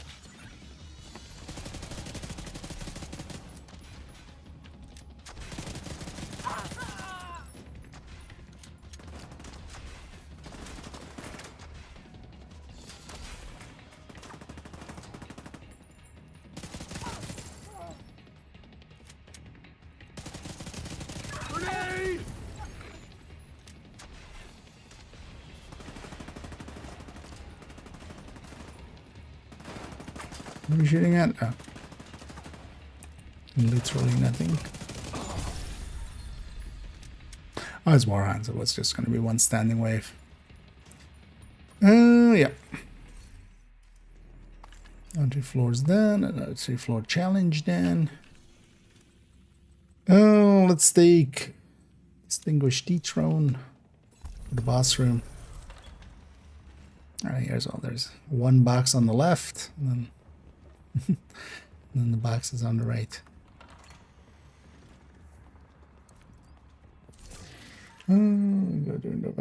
Yeah, although you would want to, if you want to do a deep run during it, it would be easier just to do some runs, but you might want to get some of the...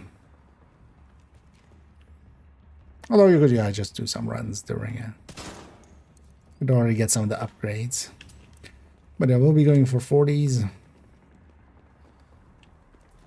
On a few of them. But mostly, yeah, if we get Envy. Because, yeah, if we don't get Envy, if we get, like, Gluttony and Greed or something, I'm just gonna wait for Envy. That will still be easier with that than trying to do it with a bad rotation and a good event. But especially that red line one we got last season that landed with a day of Envy, that was, like, the easiest 40 I've ever done.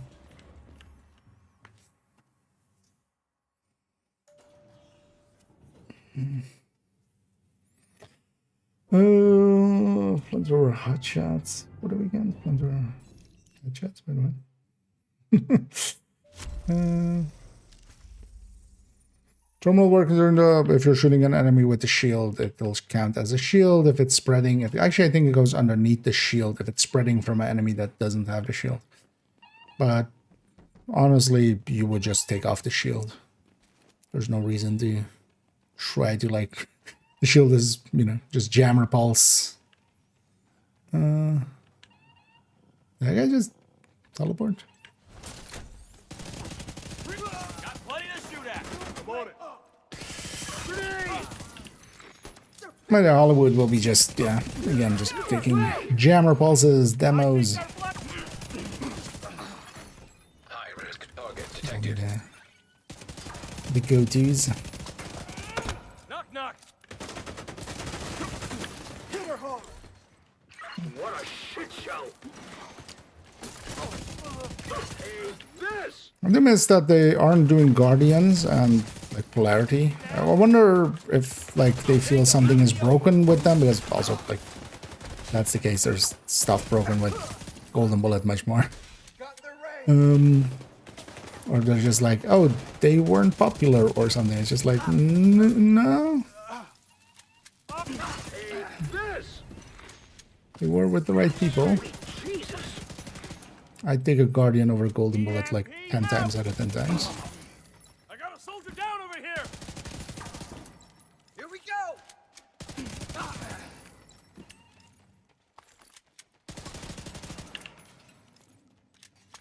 But I would just love to see a polarity again and thingy. And Guardians. Yeah, let's take that.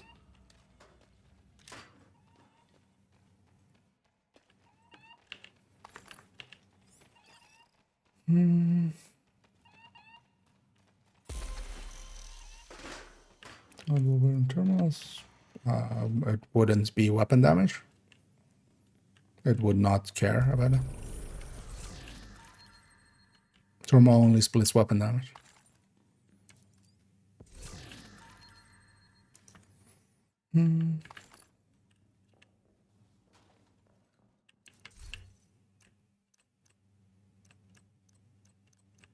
So explosion would just happen normally, as it normally would. Yeah, also, wise lamp of the summit. Wise floating lamp of the summit. Yeah, while we're here, let's ask it some life questions. Floating lamp of the summit. Tell us your secrets.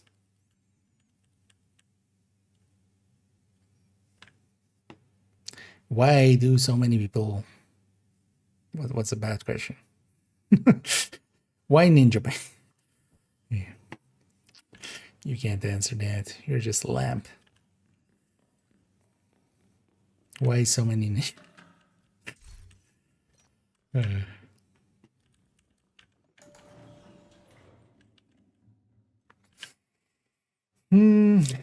Dream Crusher again, yep. I mean, that's my favorite food, dreams. We just crunch them, just.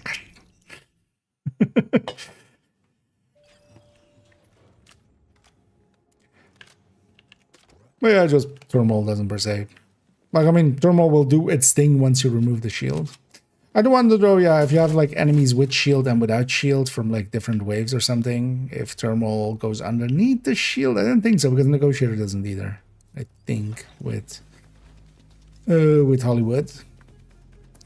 But Hollywood is especially just, yeah, we take some grenade launchers and take some jammer pulses and just heavily decimate already wave spawning, and then we just kill the rest.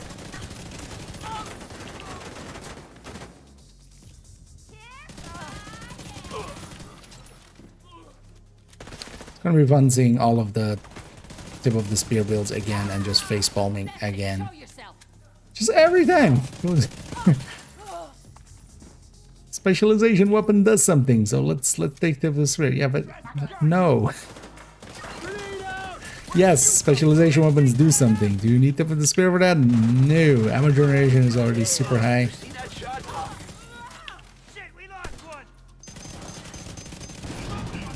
And tip of the spear is a very weak gear set.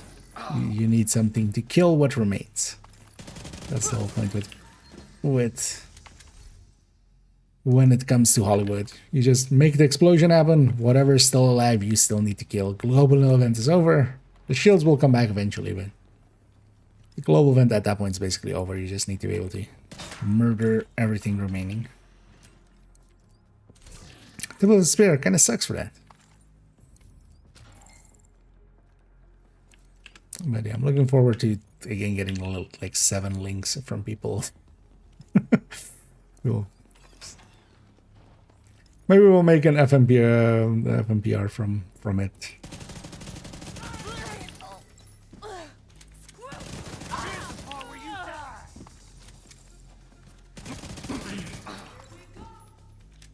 Because it is one of those persistent ones. Maybe we just go for no particular reason. Shield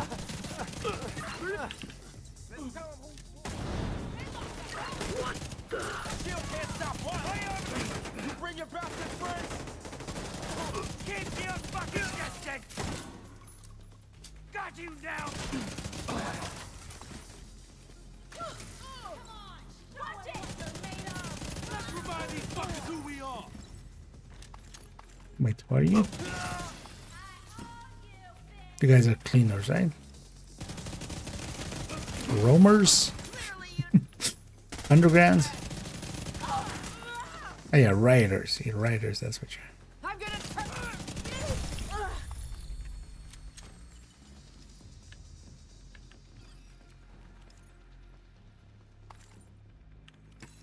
No key.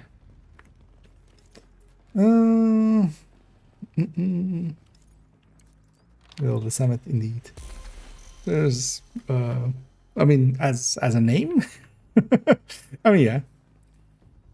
We are the vanguard, the tip of the spear. I don't remember what that is from, or if it's even from something.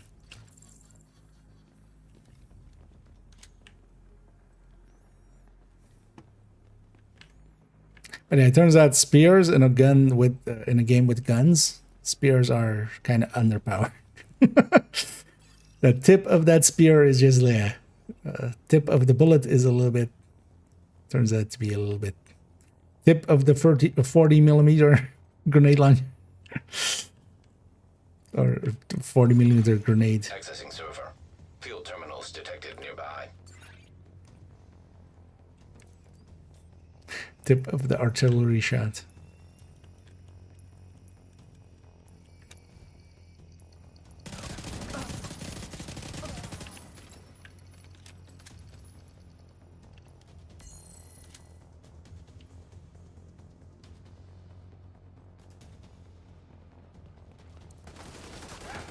Of course, now you come at. Wonder where the key is. Guys having fun?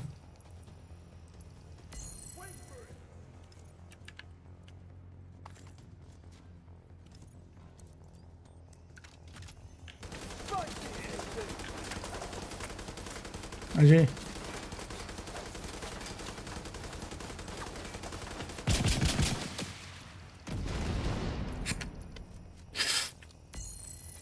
That's about right for that thing. The multi-missile launcher doing the multi-missile launcher thing of missing with multi-missiles. Every last one of you. Screw you. Let's have a dance off. Fuck this.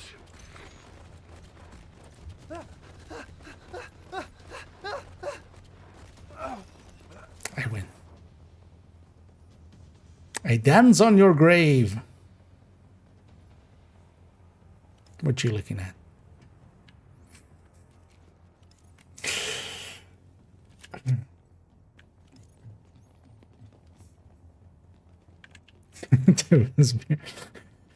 Yep. I mean, I keep. Maybe I'm at fault. Actually, I keep going like I'm here to give you only the tip, and I think it's the tip of the spears. Something like tip of the spear must be good. Jawohl. I don't know why we went German there. Sehr good. The tippiest of the speariest. Oh, yeah.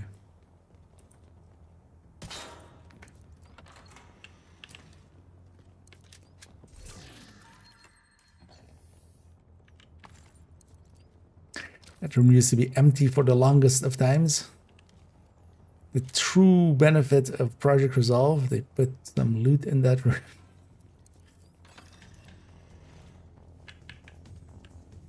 Come down fast. Bring it on. Push the shield. Okay, agent. Now let's do this. Light them up. I feel like that shield just takes a rusher to it and just and it's back to go.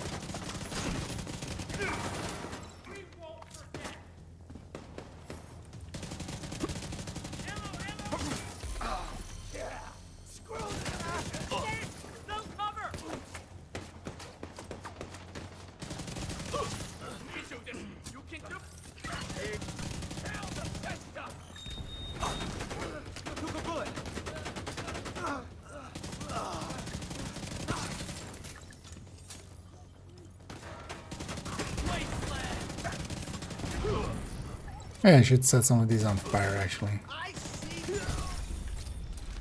Try to. How are we doing here? Oh, we're done, actually. Oh, yeah, we just need one floor of this section. But yeah, let's finish it up. I might just round out then. Not make it too late. We'll just... Well, honestly, I want to do one room with this thing on Legendary. Should have actually done that when we went to floor 30. This is the one Legendary room.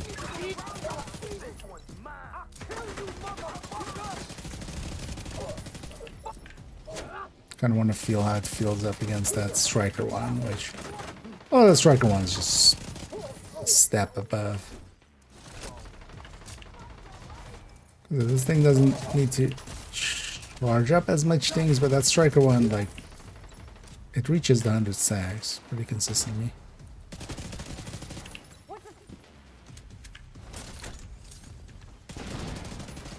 Grenade out! Ready now. Oh, we're done. Oh, you have multiple of this? Wait, why? How did she have multiple of this? Out. She's supposed to only have one.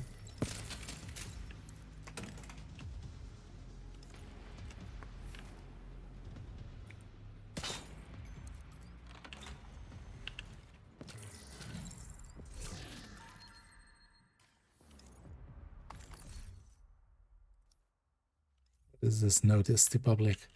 This is private property. No trespassing or unauthorized personnel allowed on this site. The owner is not responsible for injuries, property damage, or other consequences to trespassers entering the site. Violators will be prosecuted. Was this one of the places you could go out of bounds? There's a bunch of doors where... Actually, I think this is one of those. Because, yeah, most of them are with these boxes. You can try to open the boxes in, like, a corner. And you just drop through the world because the game doesn't know where to place you exactly. Did they place that thing after that? Just to, like... Hey, don't go out of bounds here anymore. I wonder if that always was there, or if they added that after Project Resolve fixed a bunch of those. Nearby. I do wonder.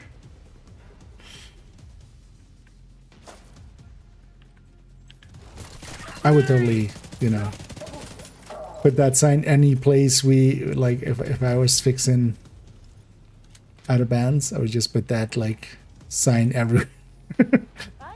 Or we just fix it just to, like, in memory of.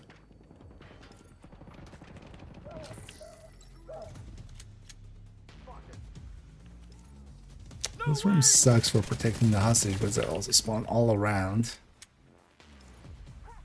Take this!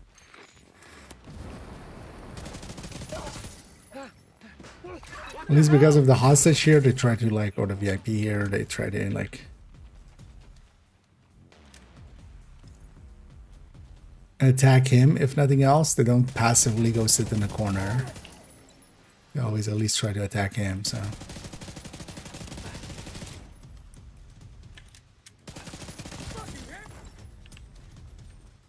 Take this! Get away from me!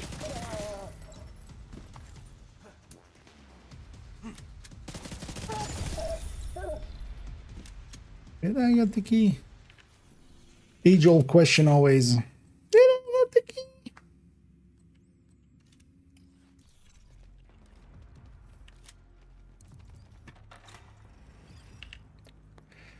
We can go see if I got the key.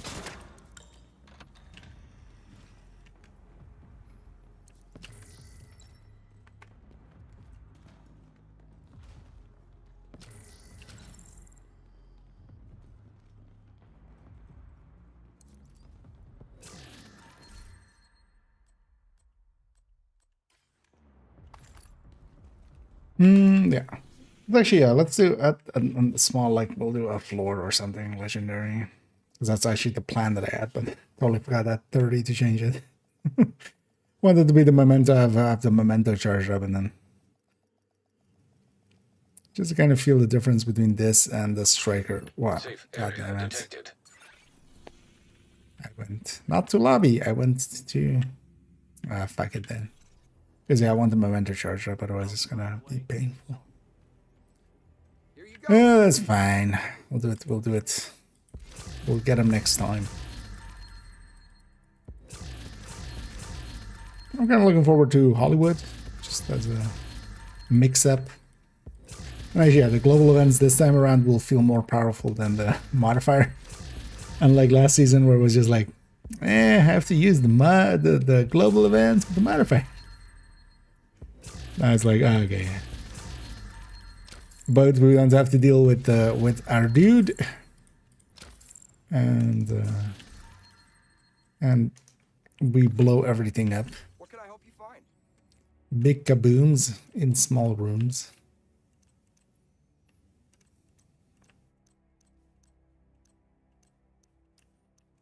Glad we got that settled. Yeah, let's round it out. Still chilling. But yeah, let's round it out there. Let me go and find on the Twitch end, of course, somebody for us to raid. I'll peek around who we have.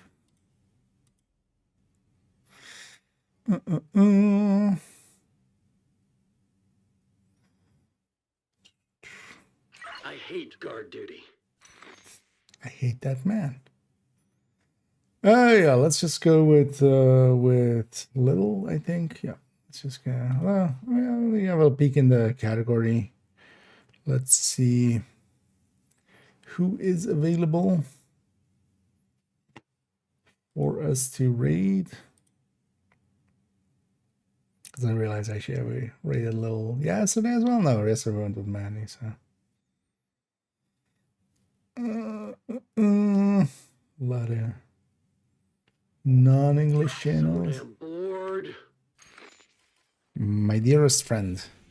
Got the just faster all the way.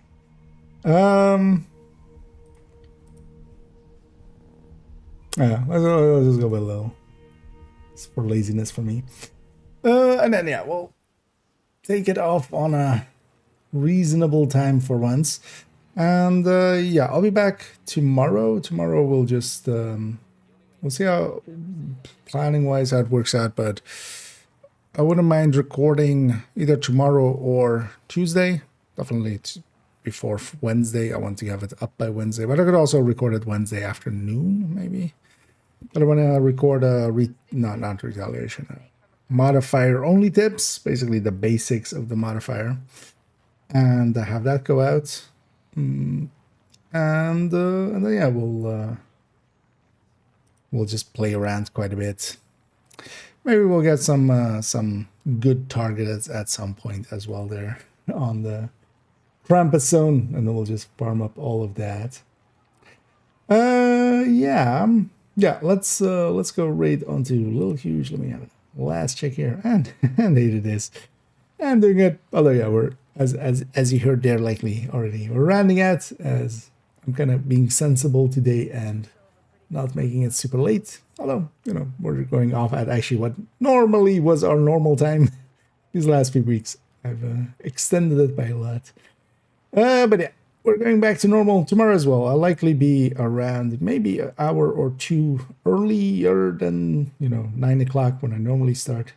But it might also just be that I start at 9 and depends kind of how tomorrow goes. I might start a few hours early and actually do a photo set. That might be the way we go with it.